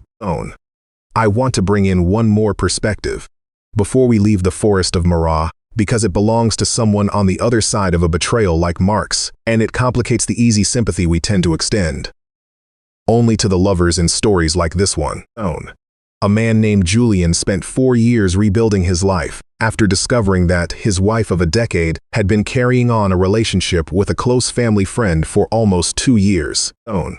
Julian's story does not involve forgiveness in the way Elena and Noah's does. His marriage ended. What Julian wants people to understand, though, that is what happened in the 18 months after the discovery. A period he now describes with real difficulty as the closest he has come to understanding what King Mark must have felt watching Tristan and Isolde in that forest, and forgiving them without a word, and simply walking away. I kept waiting to feel like the wronged party. Julian told me I did feel that for a long time, but underneath it, something stranger was happening. I started to feel almost embarrassed by how much I still loved her, even after everything. Betrayal doesn't switch love off like people think it does. It just adds this awful second feeling on top of it, and you spend years trying to figure out which one is actually true. This is a finding that betrayal researchers have documented with some consistency. Love and grief over a discovered betrayal do not simply cancel each other out, and they often coexist for months or years in a way that makes healing far messier than the clean narrative of anger, followed by closure that popular culture tends to offer. Julian eventually moved through it. He is remarried now, and to a woman he describes as having taught him what trust actually feels like when it isn't constantly being tested. But he is candid that the process took far longer than anyone around him expected. Not precisely because he was never simply grieving a marriage. He was grieving his own capacity to trust his own perception of another person. The same fracture King Mark carried through every remaining year of his reign. I think this is worth sitting with as we watch Mark extend his strange wordless mercy to two sleeping fugitives in a forest. It would be easy to read that scene as simple forgiveness. I don't think it was not. I think it was closer to what Julian describes. A man no longer able to fully separate his love from his grief, choosing in a single quiet moment not to let the grief win completely, even though it would have been entirely within his right to let it. I'd want to spend a little more time in that forest before we follow Tristan and Isolde out of it, because I think the months they spent there deserve more attention than the single line most retellings give them. Living in the forest of Morat meant, in practical terms, sleeping on the ground through a Cornish winter. Hunting or foraging for every meal, treating wounds and illness with whatever the forest itself provided, and doing all of this while remaining at all times in danger of discovery by Mark's men. It was not a romantic interlude, and it was survival of the most literal and exhausting kind, and it asked something of both Tristan and Isolde that neither of their earlier lives had prepared them for. Isolde, in part, had spent her entire life inside structures designed to protect her from exactly this kind of hardship. First as a princess in Ireland, then as a queen in Cornwall. She had never had to build a fire herself, ever had to ration food she had gathered with her own hands. never had to sleep without knowing with reasonable certainty that she would wake up safe. The forest stripped all of that away at once. And what remains in the oldest versions of this story is a woman discovering for the first time in her life what she was actually capable of enduring. Not because she chose hardship, but because love had delivered her into it without warning. There is a woman I spoke with named Renata, whose experience, though entirely different in its particulars, illuminates something true about what Isolde must have gone through in that forest. Renata left a stable, well-resourced life in her early 30s to be with a man she had fallen for while working abroad. A decision that meant leaving behind not just a career but an entire support system, family nearby, friends who had known her for decades, a language she did not have to think in order to speak. The relationship in the end not last. But what Renata wants people to understand about that period of her life is not regret about the relationship itself. It is what she learned about her own resilience in the process of building an entire adult identity from nothing, in a place where she had no history and no safety net. I used to think love was supposed to feel like being taken care of. Renata told me what I actually learned out there alone. Building a life from scratch was that I could take care of myself. That wasn't the lesson I went looking for.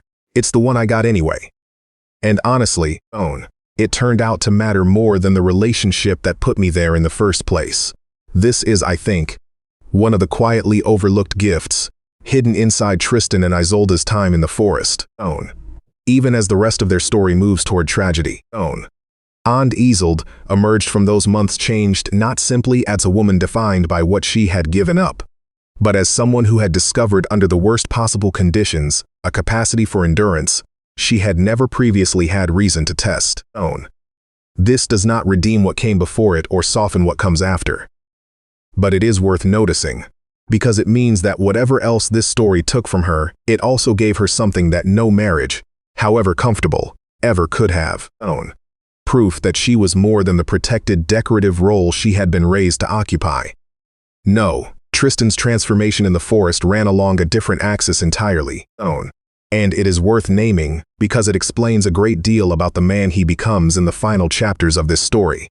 For his entire life up to this point on, Tristan's identity had been built almost exclusively around service to Mark to Cornwall, to a code of knighthood that told him explicitly who he was supposed to be at every stage of his life. The forest removed every external structure that had ever told him what to do next. There was no king to obey, no court to perform loyalty for, no clear code of conduct governing how a fugitive knight was supposed to behave while living outside every law he had once sworn to uphold. For the first time in his life, Tristan had to decide without any external framework at all who he actually was when no one was watching and no duty was dictating the answer.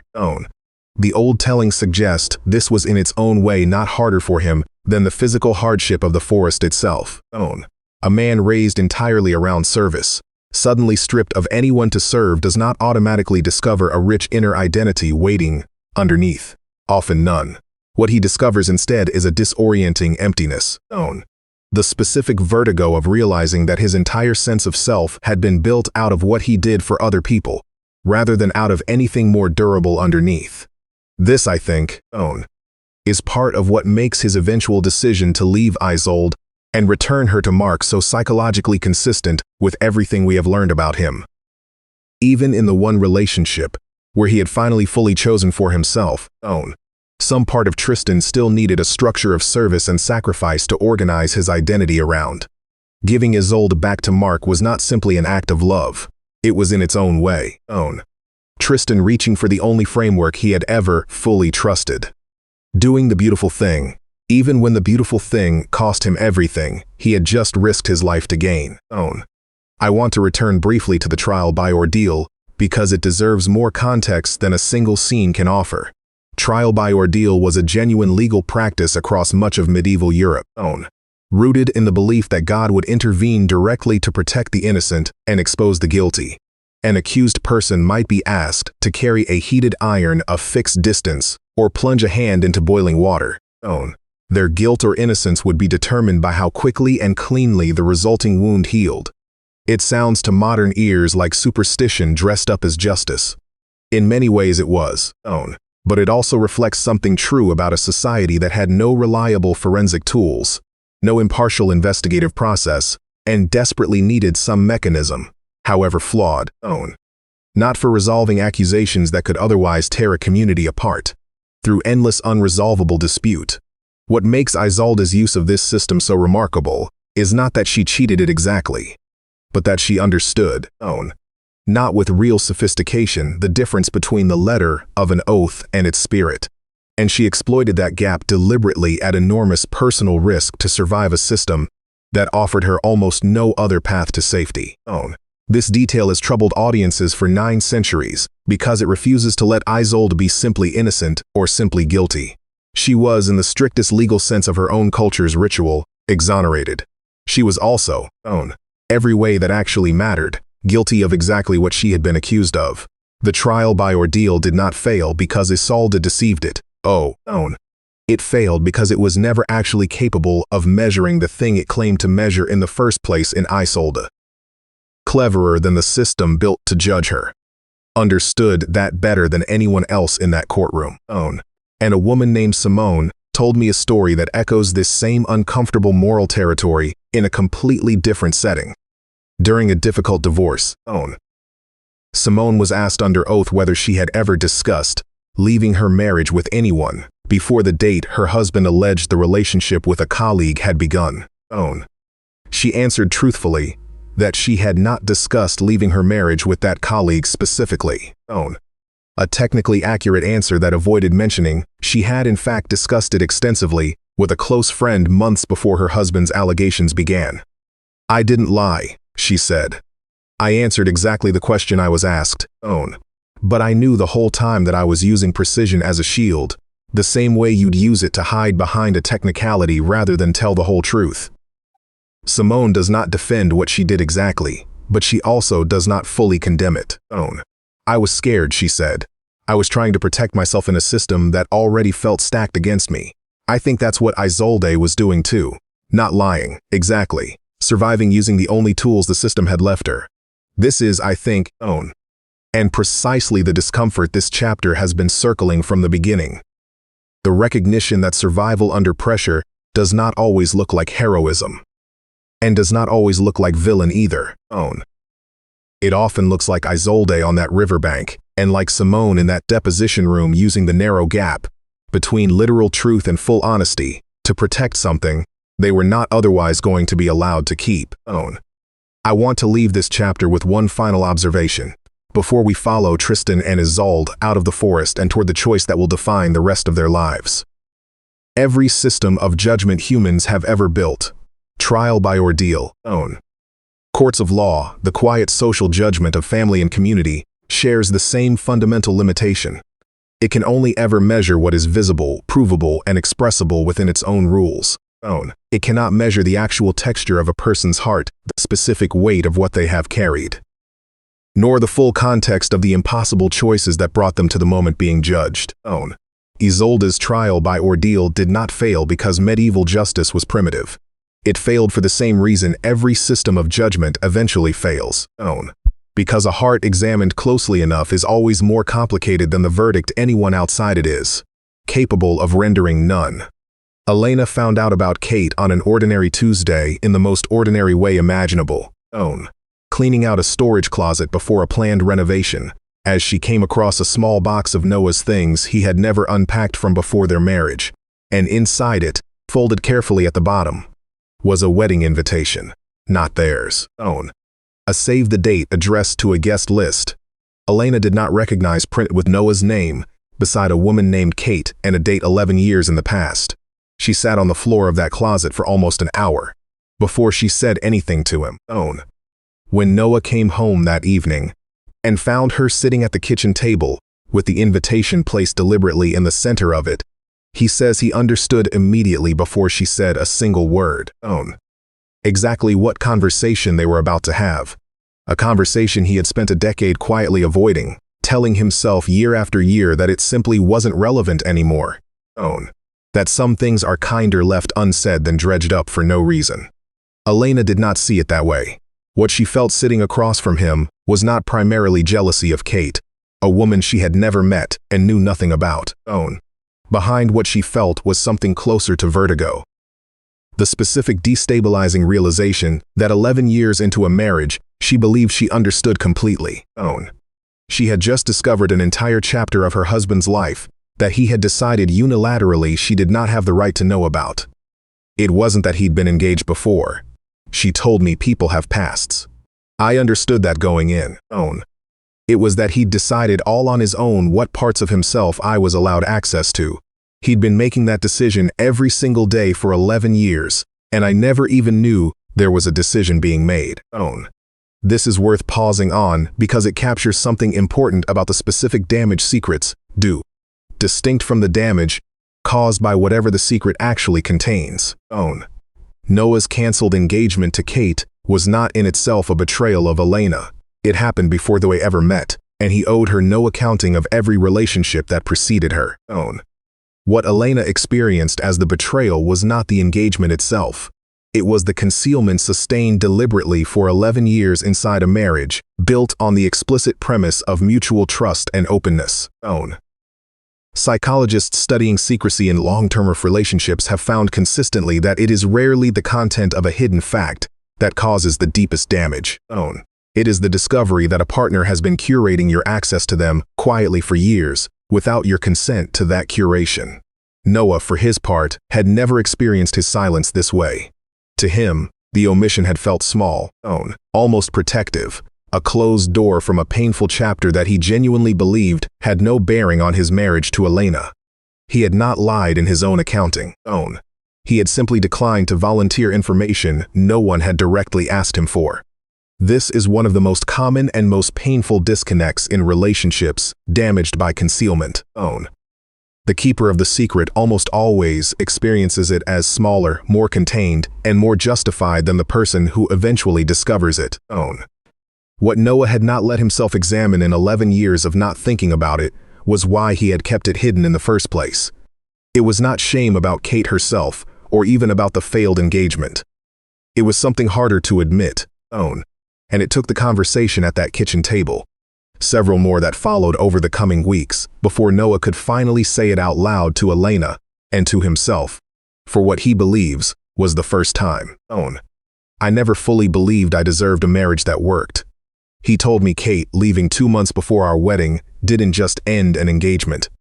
It confirmed something I already suspected about myself, that I wasn't the kind of person people chose to stay with. When I met Elena, and things were good, and stayed good, some part of me kept waiting for the moment it would turn out to be a mistake, same way it had with Kate. I think I hid the engagement because talking about it meant talking about that fear. And I didn't want Elena to see that part of me. I was afraid if she saw it, she'd start to believe it too. This is what psychologists sometimes call a moral injury of the self. Not a wound caused by something done to you, but a wound caused by a story you came to believe about your own worth. One so painful that you organize years of behavior around hiding it, even from the people who love you most. Noah's secret was never really about Kate. Kate was simply the evidence he had chosen to bury, of a fear he had never been brave enough to name directly, even to himself. Elena did not leave him. What she did instead, over the difficult months that followed, was insist on something harder than either forgiveness or departure. No. She insisted that Noah stop managing her access to him, that he stop deciding unilaterally which parts of his fear and his history she was allowed to help carry. It was not a quick repair. There were nights of real anger, real grief on both sides, real uncertainty about whether 11 years of marriage could hold the weight of a secret that large. But slowly, in the specific, unglamorous way that real repair usually happens, through repeated small conversations rather than one dramatic resolution, Elena and Noah rebuilt something that Noah now describes as more honest than what they had before. And even though it cost both of them enormously to get there, back in the world of the legend, Tristan and Isolde Day's time in the forest of Mora eventually came to an end. Not through discovery this time, but through something closer to exhaustion. Mark, having found them asleep with the sword between them, offered them a genuine olive branch. Isolde could return to the castle as queen, fully restored. And if Tristan agreed leave to Cornwall entirely, It was in its own way an act of real mercy from a king who had every legal right to execute them both. And Tristan, understanding that a life of permanent exile in a force offered Isolde nothing sustainable, agreed. This is the moment the legend turns from a story of forbidden passion into something closer to grief literature, and I want you to feel the full weight of what Tristan was agreeing to. He was not simply leaving Cornwall. He was choosing to give up the one thing he had risked everything for, because he had finally understood a cold and hunger of that forest.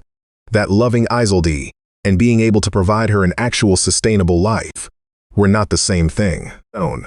Love on its own does not build shelter. It does not feed a person through a winter. Tristan's exile was not the failure of his love for Isolde. It was in its own devastating way. The first fully unselfish decision he had made in the entire story, placing what Isolde actually needed above what he desperately wanted to keep. He left for Brittany, a region across the sea, still loyal to Mark's court in his own broken way, still carrying a version of himself that had never fully recovered from what he had given up, and it is there in Brittany, alone, grieving a love he could not have and could not fully let go of, that Tristan made a decision that would compound his own tragedy into something almost unbearable to witness. He met a woman. Her name, by one of the strangest coincidences the legend offers, was also Elda. Isolde of the White Hands, daughter of a local nobleman, entirely unconnected to the queen he had left behind except by name. And Tristan, exhausted by grief, isolated from everything and everyone who had once made his life legible, made a choice that so many people in his position have made before and since. He married her, not out of love. Even the oldest tellings of this story are honest about that. Tristan married Isolde of the White Hands, by most accounts because he was lonely, because her name felt like a strange aching echo of the woman he had actually loved, and because some exhausted part of him hoped that a new life built on new terms might finally quiet the grief he had been carrying since the forest. It did not. According to the legend, and Tristan never consummated his marriage to Isolde of the White Hands, a detail that, whatever its literal truth, captures something emotionally exact about what he had done. Built an entire second life around a woman he could not fully be present with, because every part of him that was capable of real presence had been left behind across the sea, in a marriage that was never his to have. This is one of the most quietly devastating turns in the entire legend, and it complicates the romantic reading of this story in an important way. Tristan's love for the first did not make him incapable of hurting someone else. If anything, his grief made him more likely to hurt someone else.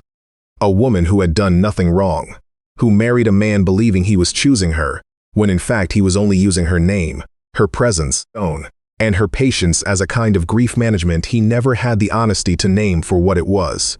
There is a hard lesson buried here, one that applies well beyond medieval legend. A love that consumes you completely does not automatically make you a better, more careful person toward everyone else in your orbit. Sometimes it does the opposite. Grief left unexamined has a way of turning outward and injuring people who never agreed to carry it. Noah, to his credit, eventually found the courage to examine his own grief directly with Elenta beside him, rather than let it quietly shape a second hidden version of his life. Tristan, isolated in Brittany with no one to hold him accountable to that kind of honesty, did not. And the difference between those two paths, one toward repair, one toward a second, unintended betrayal, is one of the most important threads running underneath this entire story. Was Tristan a good man who made one terrible mistake? Or was he always underneath the loyalty and the discipline?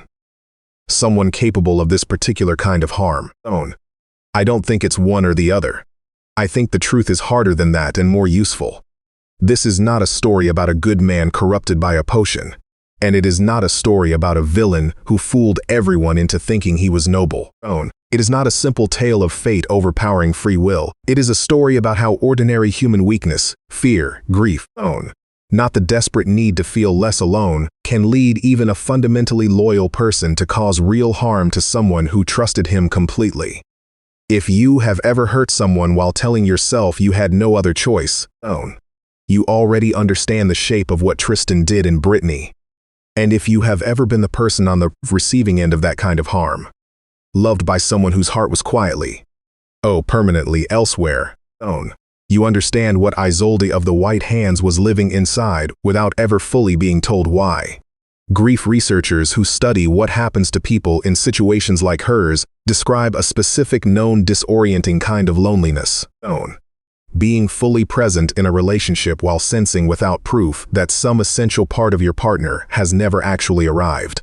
It produces a particular self-doubt that is very hard to name. Because there is no single event to point to. No lie to catch. No betrayal you can hold up as evidence. Just an ongoing low-grade sense that you are loved technically and alone anyway. And I think about Isolde of the White Hands often when I think about this story because she is the character almost no retelling gives real weight to. She is usually a footnote, the wrong Isolde, the other Isolde, a woman who existed mainly to create dramatic irony for an audience that already knows who Tristan really loves. But she was a real person in this story's own internal logic, who did nothing wrong, who married in good faith, and who spent years of her life inside a marriage that had already quietly been decided without her. Back in Brittany, Tristan's old wound, from the fight with Morholt, the one Isolde of Ireland had once healed him from years earlier, reopened, worsened by a new injury sustained in battle. And this time no healer in Brittany could cure it. Tristan grew weaker by the week, and in his fever, delirious, he understood with sudden a terrible clarity that only one person in the world had ever been able to heal this particular wound. He sent word across the sea to Cornwall, to the queen he had not seen in years, asking her to come to him one final time. This is where you have to hold on to something because it matters enormously for what comes next. Tristan's wife Isolde of the White Hands, a woman he had married but never truly loved, was the one who waited with him at his bedside as his fever worsened day after day, tending to a husband whose heart she had likely always sensed on some level belonged to someone else.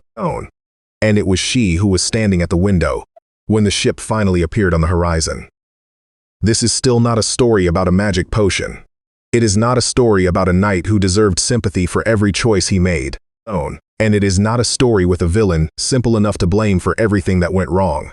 This is a story about what happens when love, duty, grief, and fear all collide inside people who are in the end only human, capable of extraordinary devotion and ordinary cruelty in the very same lifetime, sometimes in the very same year. If any part of this has felt uncomfortably close to something in your own life, a love you gave everything to, a person you hurt without meaning to, a marriage or relationship where you sensed, even if you couldn't prove it, that someone's heart was somewhere else, I'd like to hear about it, in whatever way you're willing to share it. You don't have to give details on sometimes. Just saying this part hit me in the comments is enough to know that you're not carrying it alone. And if you want to see how this story actually ends, because it does not end the way most people assume, stay with me because we are almost there. Isolde of the White Hands watched that ship approach the shore, its sail visible from a great distance. And she alone of everyone in that story held the power in that single moment to determine how the rest of this legend would unfold. I want to give Isolde of the White Hands one more moment of real attention before we watch what she decides to do with that power, because there is a version of her experience that plays out constantly in ordinary modern life, and I think it deserves to be named directly rather than left as subtext. A woman named Christina spent 5 years married to a man who she came to understand only gradually, had never fully let go of a relationship that ended before they met. He never lied to her about it. Exactly. He simply never talked about it in a way that felt, at first, like healthy privacy about the past, and only later revealed itself as something closer to a locked room inside their marriage that Christina was never permitted to enter. She sensed for years that some part of him remained tethered to that earlier relationship without ever having concrete proof. And the not knowing, she says, was in some ways harder to live with than a clear betrayal would have been. Now, at least if he'd been having an affair, I would have had something to point to. Christina told me what I actually had was 5 years of a feeling. Prove and wasn't allowed to name because whenever I brought it up, he'd tell me I was imagining things or that I was insecure, and I started to believe maybe I was. That's its own kind of damage, being gaslit into doubting a feeling that turns completely accurate. Not his marriage ended not through of any specific event, but through her own exhausted decision after 5 years that she could not continue building a life with someone whose full presence she had never actually been given. She describes this decision now, 3 years later, as one of the hardest and most necessary things she has ever done, precisely because there was no clear villain to justify it to the people around her. People kept asking what he did wrong, she said. The honest answer was he never did anything I could point to. He just was never fully there. I had to learn that nothing happened and nothing was wrong are not the same sentence. This is, I think, the exact experience Isolde of the White Hands lived through for the entirety of her marriage to Tristan, compressed into years instead of Christina's 5, and intensified by circumstances Christina never had to face. A husband dying, an ocean between his heart and his marriage, and the final piece of information that was hers, alone to deliver, honestly or not. Christina never had a sale to lie about, but she understood Isolde of the White Hands' position the moment she heard this story in a way that unsettled her. I don't think what she did was right, Christina said carefully, but I understood exactly why she did it.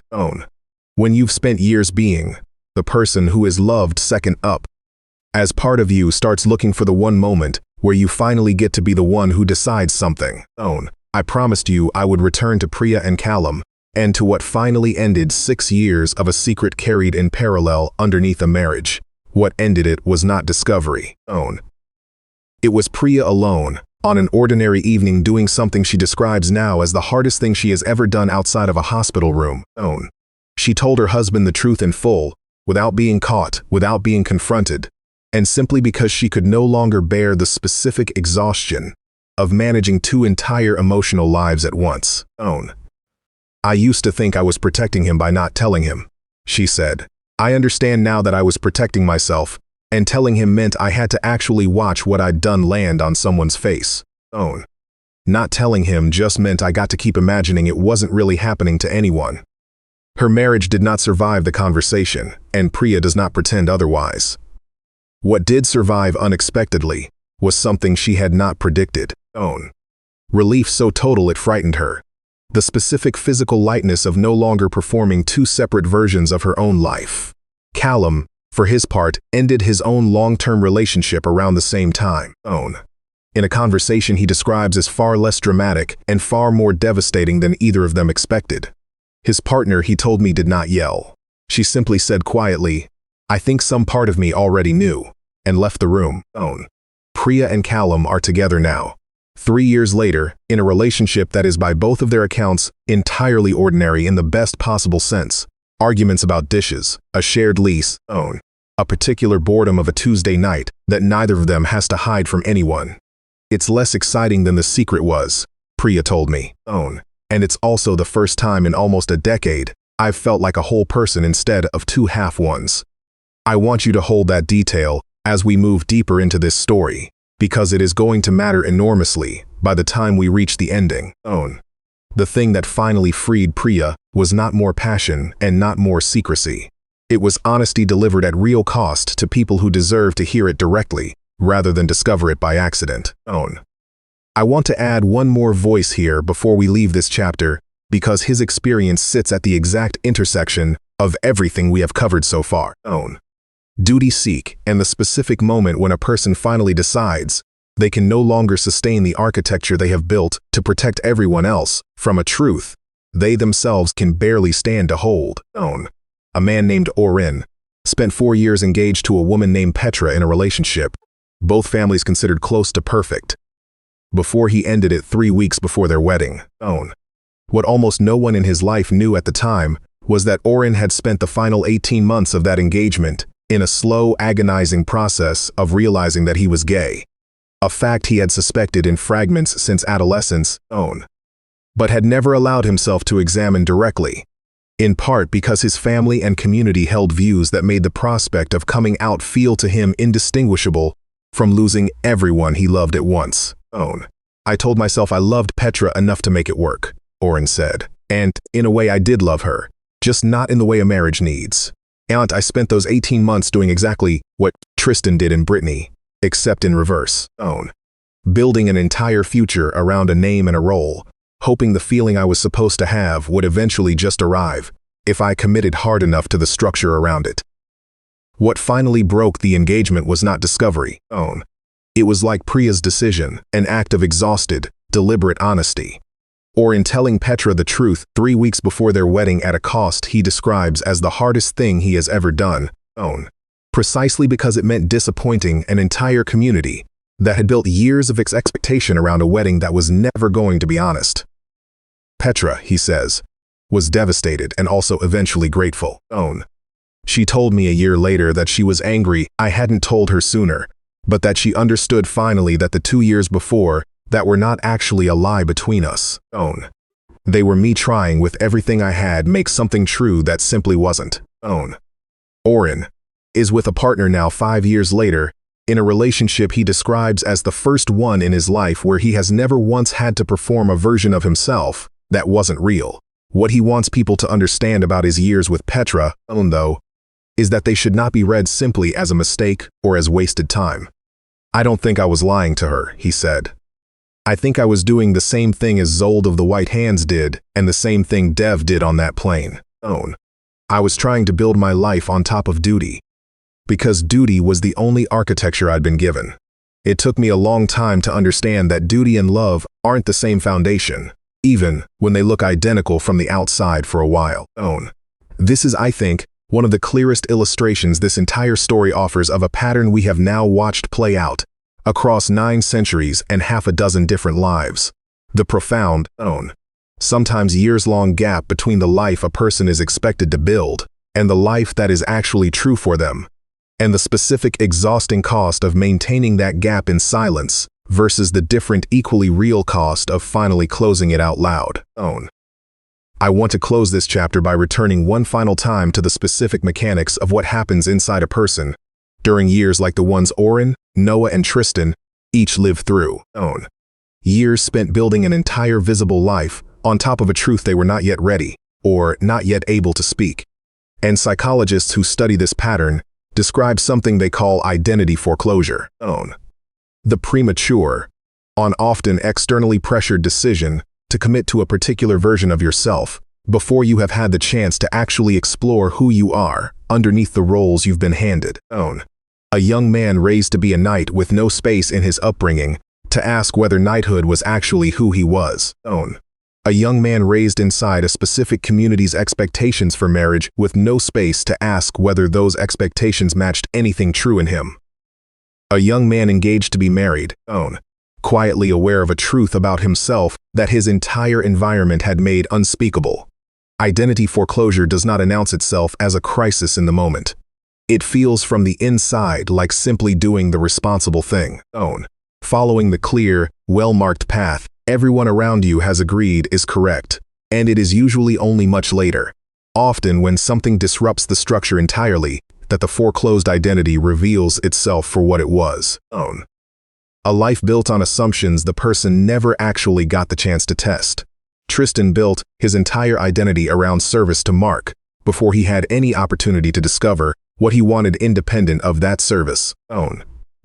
Brittany and the marriage to Isolde of the White Hands was his own version of a foreclosed identity. A life built on the name of a woman he did not love, because building something anything felt safer than sitting inside the emptiness of not knowing who he was without a role to perform.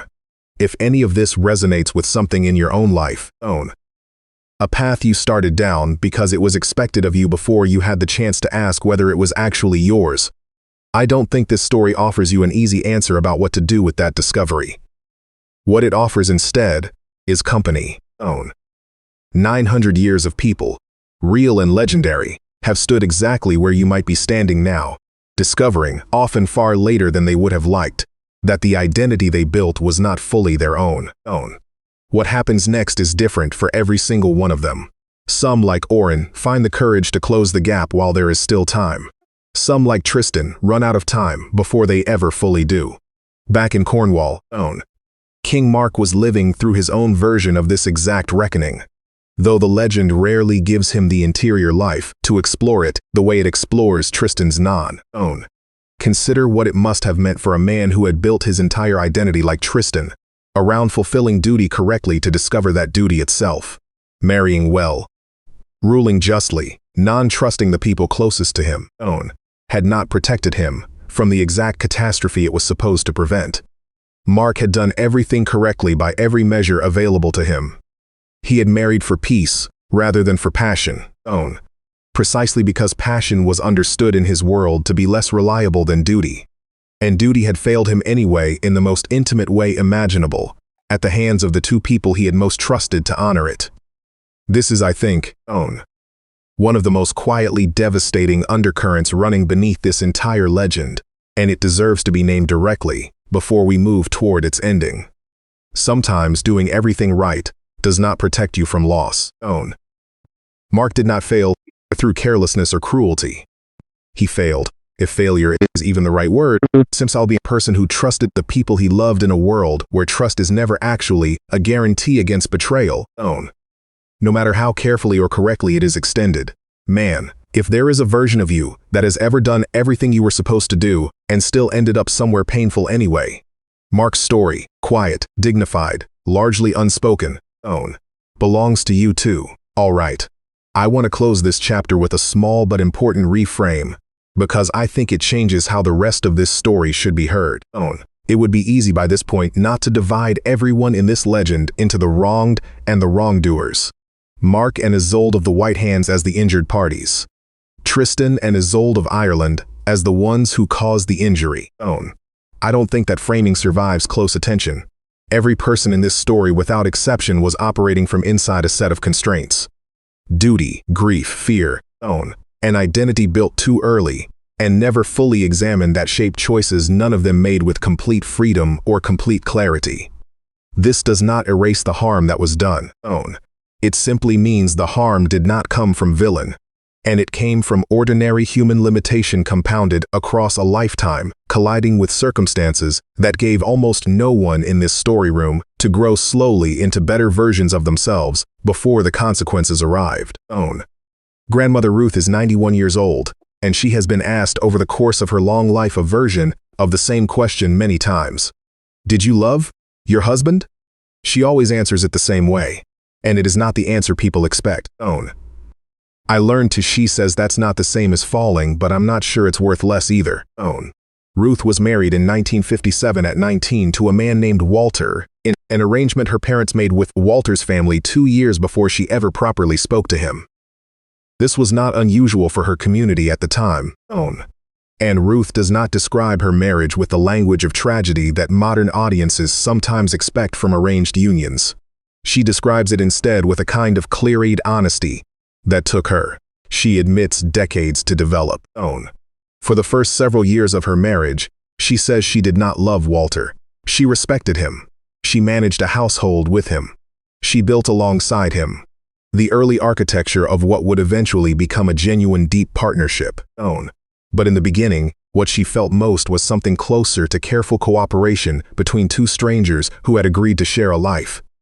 People think love is the thing that starts a marriage. Ruth told me. For me, it was the thing the marriage eventually grew into, if I was willing to put in the years. What Ruth's story offers is a genuine counterpoint to nearly everything we have watched Tristan and Isolde go through. A reminder that the electric potion-fueled version of love this legend is built around is not the only version of love capable of lasting a lifetime.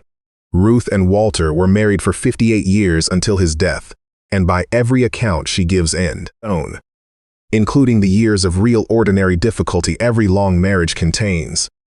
What they built together became eventually indistinguishable from the passionate love that Tristan and Isolde risked and lost everything for.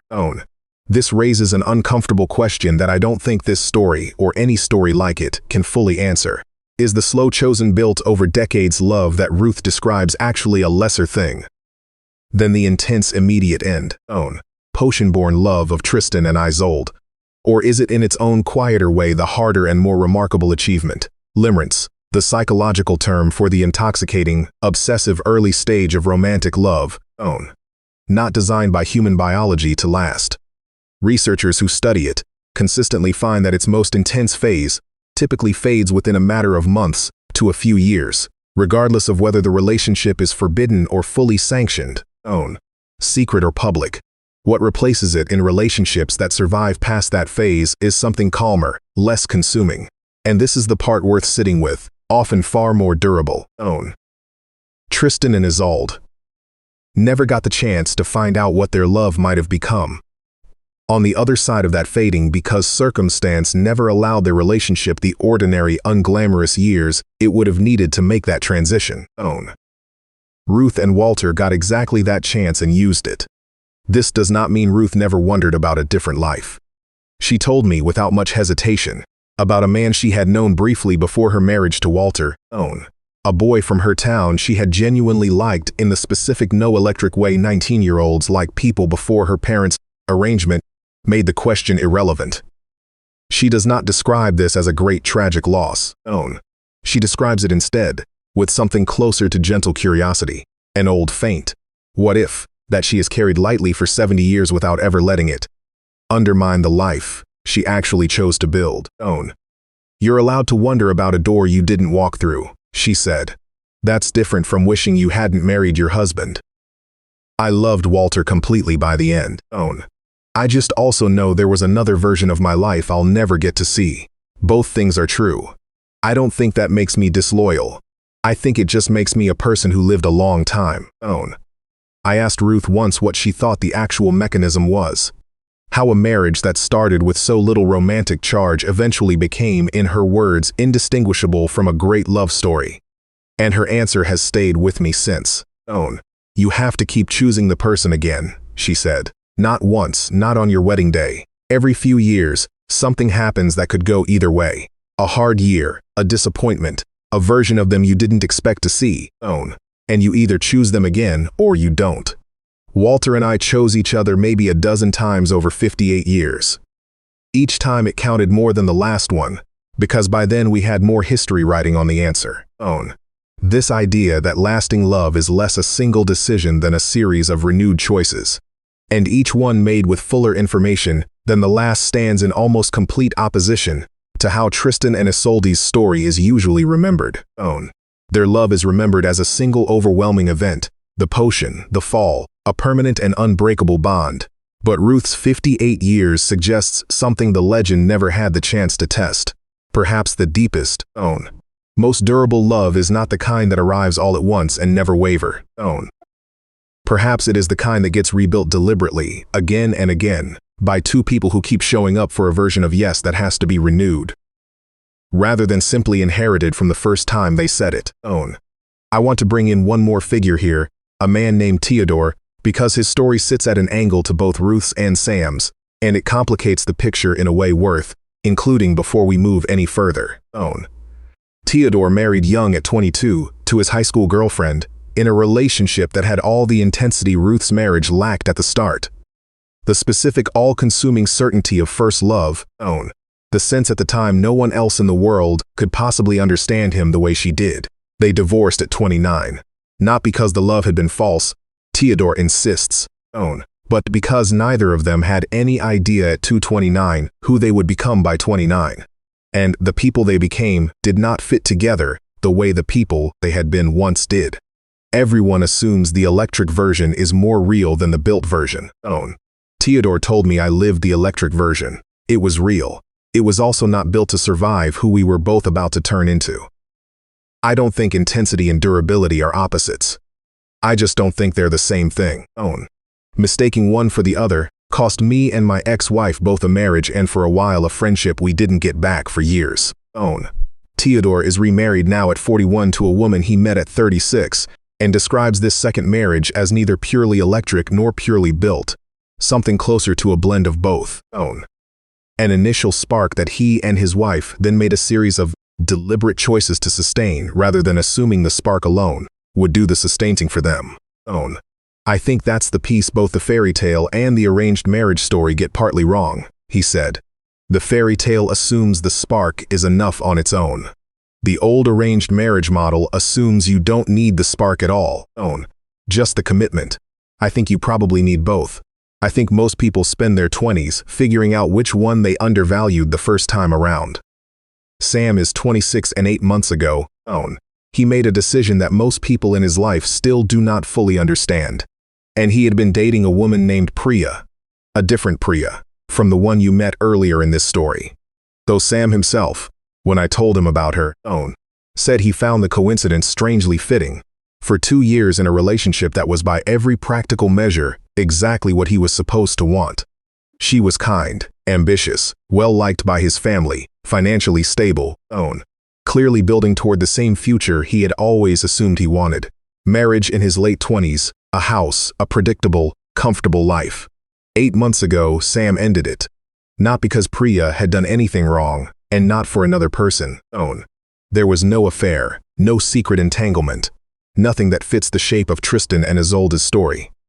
On the surface, what Sam ended it for was harder to explain to the people around him, and harder in some ways for him to explain to himself, He had realized slowly over the final year of the relationship that he did not feel the specific disorienting pull toward Priya that he sensed watching other couples not was supposed to exist.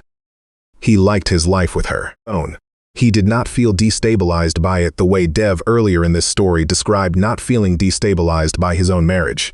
And Sam, unlike Dev, made the decision to leave before a wedding date was ever set, Choosing uncertainty over a comfortable life he suspected correctly or not, was not actually built on the kind of love he wanted to spend his life inside. Everyone told me I was throwing away a sure thing for a feeling, Sam said, And maybe I was. I don't have anyone else. I'm not choosing some big passionate love story instead of Priya. I'm choosing the possibility of one over the certainty of something that felt like it was missing an ingredient I couldn't name. I don't know if that was smart. I know it was honest.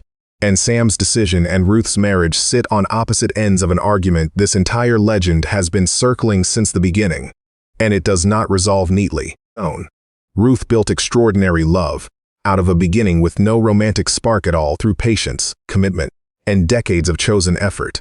Sam walked away from a stable, uncomfortable relationship because he refused to settle for anything less than the kind of feeling Tristan and Isolde risked their entire lives for, Both of them in their own way are making an argument about what love actually is and what it's worth sacrificing for, Ruth arguing essentially that love is something you build, and Sam arguing that some essential spark cannot be manufactured, no matter how much effort you put in. This legend, not for all its 900 years of retelling, does not actually answer that question either. It simply shows you in the most extreme possible terms what happens when two people choose Sam's answer completely, with no restraint, no patience, and no willingness to consider that what they felt might have needed to survive the fading of its own intensity before it could be trusted.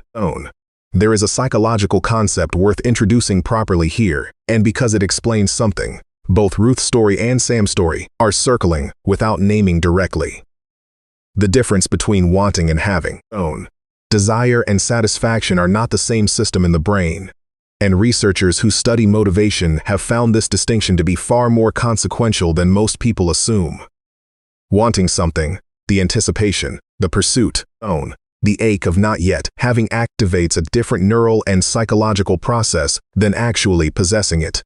This is why the chase so often feels more alive than the relationship that follows it, and why so many people, not across every culture in every century, have mistaken the intensity of wanting for the depth of love itself. Tristan and Isolde spent almost the entirety of their relationship in the wanting state. Stolen nights, secret meetings, a forest, an ocean, a marriage. Each of them was separately, unhappily trapped inside. They were rarely, if ever, given the chance to simply have each other in the ordinary, unremarkable way that having someone actually requires. Shared mourning, small arguments about nothing. The specific boredom that eventually settles over even the greatest loves, once the anticipation fades and daily life begins. This is perhaps the quiet tragedy underneath the loud, dramatic tragedy this legend is usually remembered for.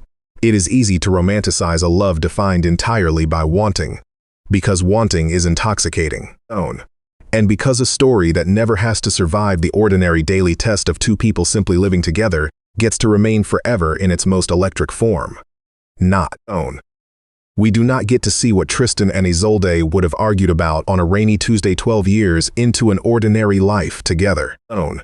And we do not get to see whether the specific magic of that first potion-drenched afternoon on the ship could have survived children or debt, or simply the accumulated familiarity that wears the edges off even the most extraordinary connection. Own. The legend spares them that test, and in sparing them, it also spares them the chance to prove that what they felt was built to last. Ruth and Walter took that test for 58 years and passed it. Own. Sam is choosing right now at 26 to keep searching for a love he believes is capable of passing it, rather than settle for one he suspects would fail it quietly over decades in ways too subtle for anyone to point to and call a mistake. Own. Neither of them got a potion. Neither of them got a forest, or a secret, or the dangerous electric certainty that Tristan and Isolde mistook understandably for proof. Maybe that is the actual gift hiding inside an ordinary life. Own. A chance to find out. If you've made it this far into this story, has there been a moment in your own life where you had to choose between the safety of what you had and the uncertainty of what you actually wanted? Own. You don't need to explain the whole story. Just tell me, in the comments, which one you chose, and whether you still think about the other path. Own. I read these, and I think the people watching this with you would find real comfort in knowing they're not the only ones who have stood at that particular fork. Own. We are about to watch what happens when two people never get the chance to make that choice, slowly, safely across decades, when the entire weight of a lifetime of wanting comes down to a single ship, a single sail, and a matter of hours. Own. Before we get there, I want to introduce one final voice, because his story sits at the exact center of everything this chapter has been circling. Own. The tension between the love you are given time to build and the love that arrives without any warning at all, demanding an answer before you feel ready to give one. Marcus is 47, and for 22 years he built a marriage the way Ruth built hers. Own. Slowly, none through ordinary accumulated effort with a woman named Diane, he describes as his closest friend as much as his wife. He does not describe their love as electric, and he says this without any sense of loss. Own. We built something out of showing up for each other for 2 decades. He told me I wouldn't trade that for anything, including a feeling I might have had for someone else along the way. Own. 2 years ago, and Diane was diagnosed with a serious illness. And, over the 18 months of her treatment, Marcus found himself for the first time in over 2 decades, spending significant time with an old friend from college named Elise, Own, who had re-entered his life to help coordinate care during the hardest stretch of Diane's illness. Elise was not a stranger. She had been at their wedding. And, in the exhausted, frightened months of watching his wife fight for her life, Own, Marcus found himself feeling something toward Elise's steady presence that unsettled him deeply. Not desire exactly, but a kind of desperate gratitude that he says now not had started to blur in his mind into something closer to it. Own. Marcus never acted on it. What he did instead, 6 months into Diane's recovery, was tell her the truth, not as a confession of wrongdoing, because nothing had happened, Own, but as an act of the same radical honesty that eventually saved Noah and Elena's marriage. Diane's response surprised him. She thanked me, Marcus said. Own. She told me she'd wondered during the worst of it whether I even had the capacity left to feel anything at all. Finding out I did, and that I told her, instead of hiding it, made her trust me more, not less. Marcus and Diane are still married. Own. What he wants people to understand about his experience is something that applies directly to Tristan, sending for Isolde with his very last strength, and to Isolde of the white hands. Standing at that window with the truth in her hands. Own. The feeling itself was never the dangerous part. Marcus said, "What's dangerous is what you do with it in the dark alone, without telling anyone." The moment I said it out loud, it lost most of its power over me. Own. It just became a fact about a hard year instead of a secret I had to carry. There is a specific finding from the psychology of desire worth adding here, because it ties Marcus's experience.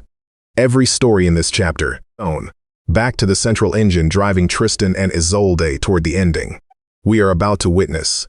And researchers who study romantic attraction have long noted that proximity combined with adversity, working through a crisis together, Own, caring for someone through illness, surviving danger side by side, produces some of the fastest, most intense bonding available to human beings. This is sometimes called misattribution of arousal. When the body is already activated by fear, exhaustion, or crisis, that activation can bleed into whatever emotional experience is happening alongside it, making a bond formed under pressure feel far more significant, far more faded, and the same bond might have felt if it had formed under ordinary low-stakes circumstances. This explains something important about nearly every story in this chapter. And about Tristan and Isolde themselves.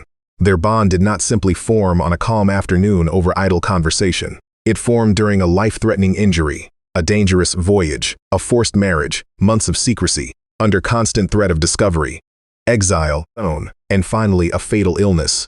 Nearly every stage of their relationship took place under conditions of genuine crisis. And crisis, the research consistently shows, manufactures intensity that calm, ordinary life simply does not generate at the same rate. This does not mean their love was fake, It means their entire relationship took place inside conditions almost perfectly engineered to make any bond feel like destiny, and whether or not it actually was, Marcus's story offers a quieter version of the same mechanism. Diane's illness created exactly the kind of high-stakes, adrenaline-soaked environment that intensifies whatever feelings happen to be present. What separates his outcome from Tristan's is not the absence of that intensity. It is what he chose to do with it. Name it honestly to the person it most affected, rather than let it curdle in secret into something larger and more dangerous than it needed to be. I want to leave you with one final thought before we return to Brittany and the ship on the horizon, and because it ties together everything this chapter has tried to offer. If you take nothing else from Ruth, Sam, Theodore, Marcus, or any of the other people who have shared their lives with you tonight, take this. The presence of intensity in a relationship tells you almost nothing on its own about whether that relationship is healthy, sustainable, or even genuinely rooted in the other person rather than in the circumstances surrounding them. Crisis manufactures intensity. Secrecy manufactures intensity. Scarcity manufactures intensity. None of those things manufacture a love capable of surviving an ordinary Tuesday, which remains, as it has throughout this entire story, the only test that actually tells you anything true. And Tristan and Isolde were never given the chance to take that test. Every single person you have met in this chapter either has taken it, is currently taking it, or made a deliberate choice not to in favor of chasing something more immediately electric. There is no shame in wanting the electric version. There is real wisdom, though, in knowing the difference between wanting it and mistaking it for proof. One last thought before Brittany. If you have been listening carefully, you will have noticed that almost none of the people in this chapter arrived at their answers quickly. Ruth took 58 years to know for certain what she had built. Theodore needed a failed marriage and years of distance before he could name what intensity actually was and wasn't. Sam is still right now in the middle of finding out whether his choice was wisdom, or simply fear wearing wisdom's clothing. This too is a kind of answer to the question this entire story keeps asking. Certainty about love rarely arrives quickly, and the people who claim otherwise are usually the ones who haven't yet lived long enough to be surprised by their own hearts. Tristan could no longer lift his head from the pillow. The wound had turned days earlier into something no physician in Brittany could treat, and the fever had settled into him with the particular finality that people who have sat with the dying learn to recognize. Not a crisis anymore, but a countdown.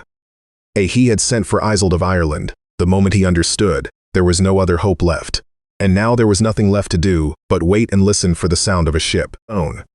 He had made an arrangement with the captain before the ship ever set sail.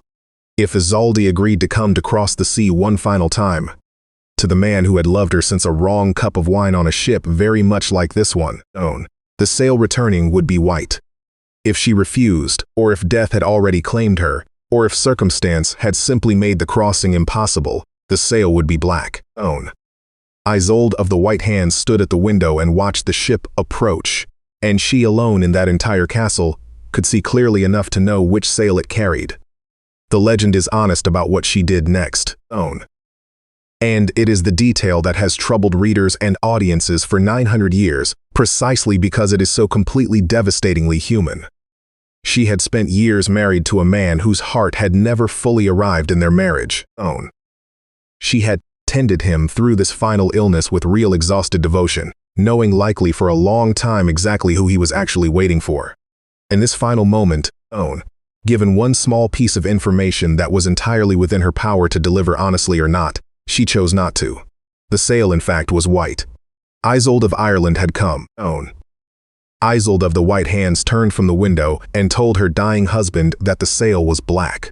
This moment is not meant to make her a villain, though many retellings have flattened her into one. It is meant to show something far more difficult to sit with, that even a genuinely wronged person, a woman who did nothing to deserve the half-life she had been given, was capable, not in her own final moment of power inside this story, of the same instinct that had driven every other character's worst decisions, the instinct to protect herself from a pain she could not bear to witness, not even at a devastating cost, to someone else. Tristan, hearing the word black, believed in his final moments that Isolde had not come, that after everything, the potion, the forest, the exile, the years of separated longing, she had in the end chosen not to cross the sea for him. He turned his face to the wall and died. Isolde of Ireland arrived at the castle, minutes later, having crossed the sea as fast as any ship of that era could carry her, only to find that she was too late. Not because the distance had been too great, but because a single lie, spoken in the space of a few seconds, had cost her the final moments she had risked everything to reach. She went to him, and according to the oldest tellings of this legend, lay down beside his body and died there herself of grief so total and so immediate that the story offers no other explanation for it. A heart having finally reached the one place it had spent a lifetime trying to get to simply stop it. Once it understood, it had arrived too late. King Mark, receiving word of both deaths, made one final decision that closes this legend with a mercy it had rarely offered its two lovers while they lived. And he had their bodies brought back to Cornwall and buried side by side. Not out of continued anger, but the old telling suggests out of a grief of his own that had by then outlasted his sense of betrayal. On and from Tristan's grave, according to the most famous version of this ending, grew a briar, and from Isolde's grave grew another, and the two plants grew toward each other across the space between the graves, intertwining. Until the groundskeepers, having cut them back 3 times, finally gave up and let them grow. I want to linger on Mark for one final moment before we move away from the legend entirely, because I think his ending is nearly as important as theirs, and it receives almost no attention in most retellings. Mark ruled Cornwall for many more years after the deaths of his wife and his nephew. The old chronicles describe a king who governed capably, even generously, but who never remarried, and who is said to have visited the joined graves regularly until his own death. This detail matters because it complicates the easy read of Mark as either villain or simple victim. A villain does not tend the grave of the wife who betrayed him. A man consumed only by grievance does not let 2 briars grow into each other, undisturbed for the rest of his reign. What the old telling suggests, without ever stating it outright, is a man who spent the remainder of his life holding 2 irreconcilable truths at once. That he had been deeply wronged, and that he had also deeply loved 2 people who in their own broken way had loved each other more than either of them had ever been permitted to love him. Mark's grief, in other words, never resolved into either forgiveness or bitterness alone. It simply became the shape of the rest of his life, carried quietly without ever demanding an audience. I think there is something worth learning from Mark specifically. Separate from anything Tristan or Isolde's story teaches us about desire, Mark represents the fate of everyone who loves someone whose heart is not fully theirs, and who chooses, in the end, not to let that reality curdle into permanent cruelty. It would have been easy for him to have Tristan executed the moment discovery became undeniable. It would have been easy for him to banish Isolde in disgrace, to erase her from the kingdom's memory entirely. He didn't either. He extended again and again a kind of restrained mercy that history rarely rewards and rarely even notices, because mercy makes for a much quieter story than vengeance does. But it is, I think, most quietly heroic thread running through this entire legend. A man who was betrayed by the two people he loved most, and who chose repeatedly not to become someone smaller because of it. This matters for you too if you are listening to this, and recognizing something of your own life in Mark's position rather than in Tristan's or Isolde's days. Not everyone in a story like this gets to be the one who falls in love against impossible odds. Some of us are the ones standing at the edge of someone else's love story, watching it happen, absorbing the cost of it, and having to decide in the aftermath who we are going to become because of it. On Mark's answer to that question, dignity over vengeance, grief without bitterness, mercy that cost him nothing in the eyes of history, but clearly cost him everything in private, is, I think, one of the most underrated moral achievements in the entire legend. Now, let's go back to the question asked at the very beginning of this story on that ship, before either of them had taken a single sip from the wrong cup. Was the potion ever real magic? Or was it only ever the excuse two people needed to stop pretending they didn't already love each other? I think, having walked through the entire arc of this story, the honest answer is that it barely matters, and that this is itself the point. Whether the potion contained genuine enchantment or nothing more than sweet wine. And Tristan and Isolde's feelings for each other were already real before they ever drank it. Built slowly, over weeks of proximity out of the same ordinary human ingredients that build every real attraction, attention, care. A specific relief of being seen by someone who wants nothing from you except your presence. The potion did not create their love. What it did was strip away the last of their resistance to admitting it. In the same way that Marin's wedding day, or Dev's plane ride home, or Fatima's porch conversation, or Sam's slow, painful clarity, all did for them. An external permission slip for a feeling that had already quietly taken root. This is where this story stops being about a knight and a princess 900 years dead, and becomes something about what you are still living inside right now. Whether or not you have ever named it this directly, every human being carries some version of Tristan and Isolde's fear. The fear of loving someone you cannot keep. Does not require a potion or a king or a medieval kingdom to activate it. It can be as small as loving a version of your own life you did not choose, or a person who arrived at the wrong time, or a possibility you closed a door on, for reasons that still years later do not feel fully resolved. And what this story understands more clearly than almost any other piece of literature in the Western tradition is that the difference between wanting and having is not a technicality. It is one of the deepest, most universal aches a human being can carry. The specific grief of knowing exactly what you want and understanding with equal clarity that wanting it is not the same as being allowed to have it. Tristan and Isolde did not fail because their love wasn't real. They failed because they were never given, and in fairness, never fully gave themselves the ordinary conditions that real love actually needs to survive. Time, safety, the slow, unglamorous permission to become boring together. Ruth got those conditions with Walter and built something that lasted 58 years. Priya and Callum eventually had to choose whether to build those conditions honestly or keep living without them. Noah and Elena painfully chose to build them, even after everything that secrecy had already cost them. And Tristan and Isolde never got the chance to choose at all. Their entire love story took place inside the wanting, and never survived long enough to find out what having might have asked of them. If there is one thing worth carrying away from this, not as a moral exactly, but as something closer to an honest observation about being human, it is this. The intensity of a love does not tell you whether it is real. It only tells you how much you currently want it. What tells you whether it is real is much slower, much quieter, and much less romantic than any potion could ever offer. Whether it can survive an ordinary Tuesday, and whether it is still there after the danger, the secrecy, and the scarcity that made it feel so urgent have all been stripped away. Somewhere in your life, is there a love or a version of yourself or a possibility that you have never let yourself have because having it felt more frightening than simply wanting it from a safe distance? You don't have to answer here, but I hope somewhere between the beginning of this story and now you've let yourself actually ask the question. And if this story has been worth your time tonight, staying to the end and subscribing, means more than you probably realize. There is a great deal more of this kind of history and psychology ahead, and I would be glad to have you back for it.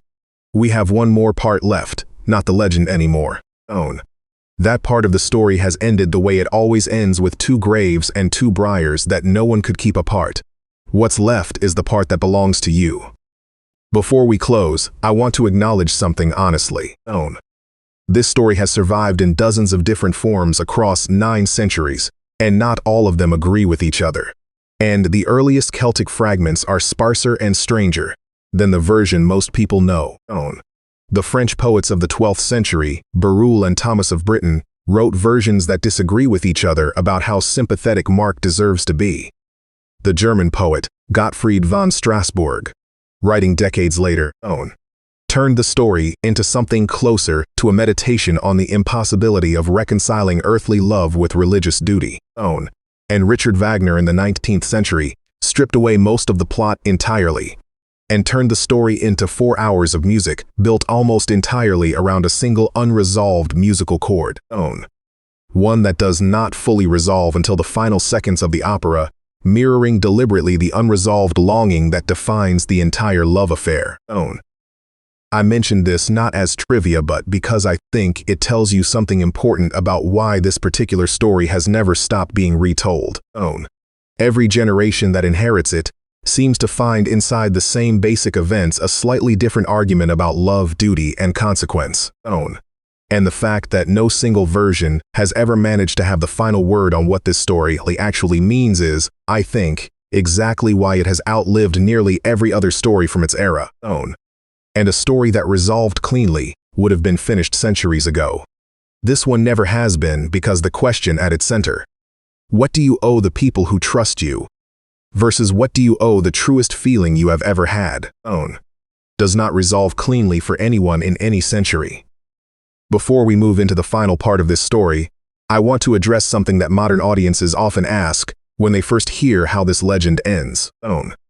Could Isolde of Ireland actually have died of grief in the literal physical sense the old poets describe? It sounds on its surface like pure poetic exaggeration, the kind of dramatic flourish medieval storytellers were fond of.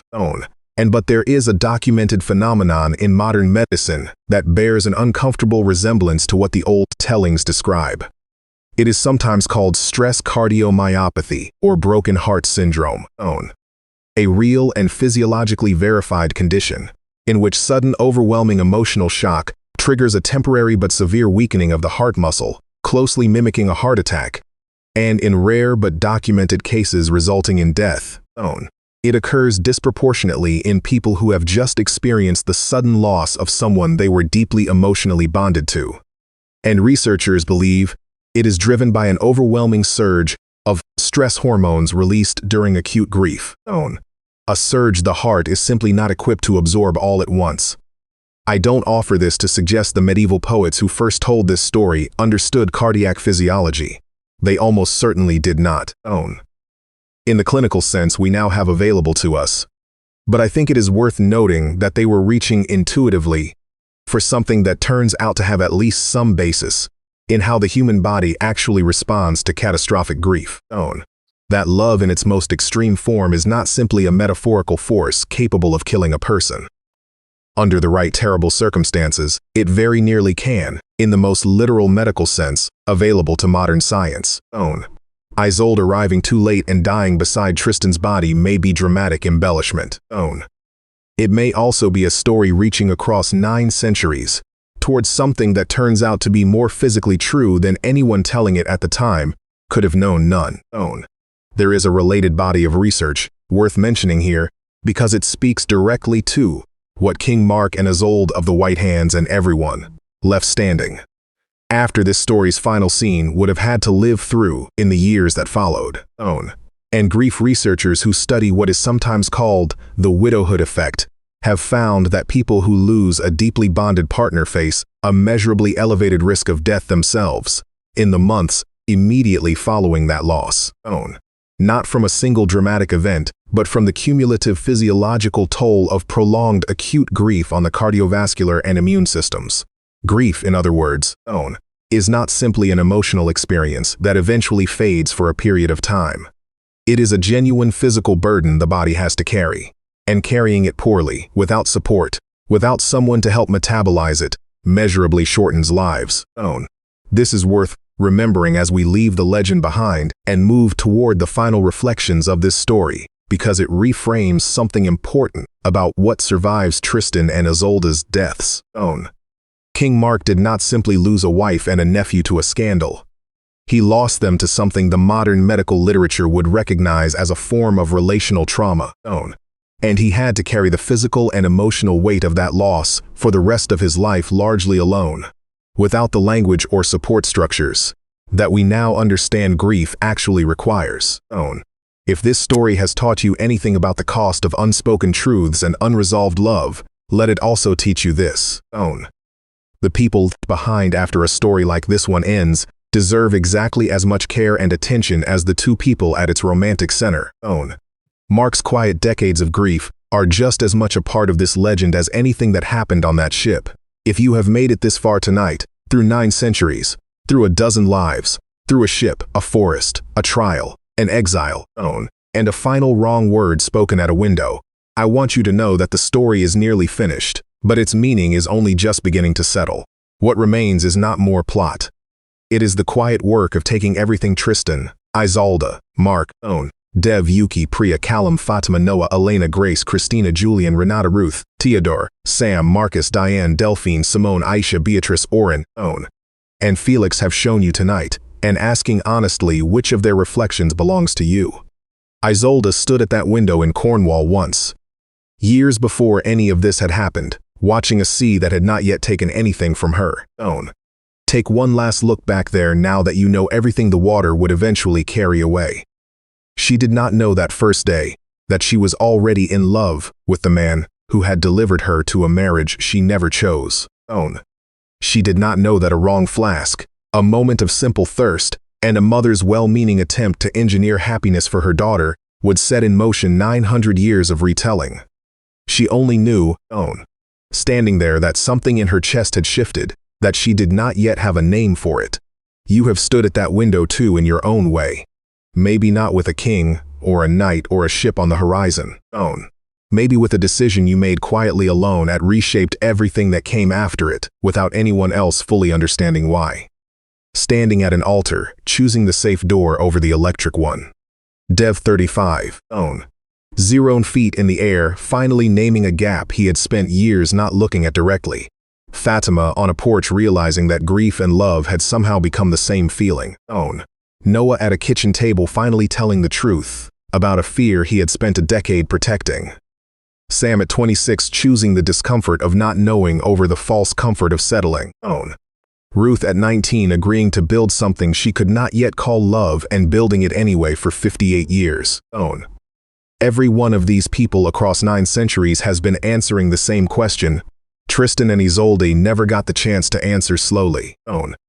What do you do with a love or a want or a possibility that arrives at the wrong time in the wrong circumstances, asking you to risk everything you have already built?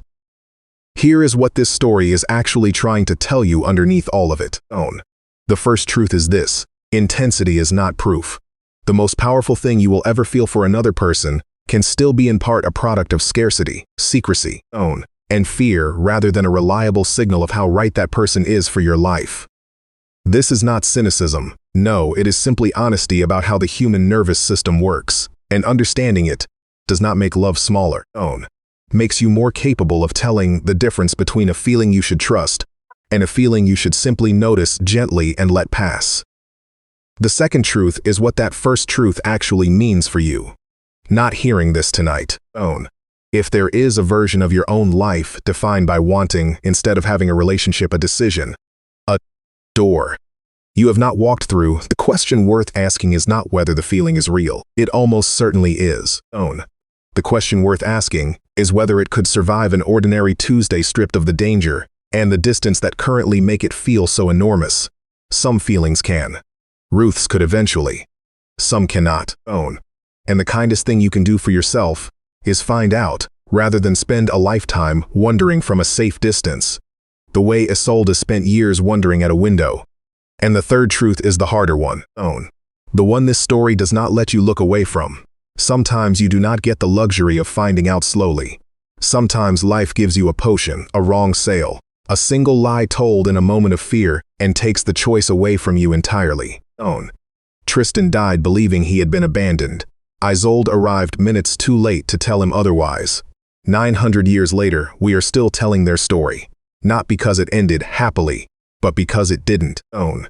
And because the particular ache of loving someone you could not keep, and running out of time to say so, is one of the most universal griefs a human being can carry.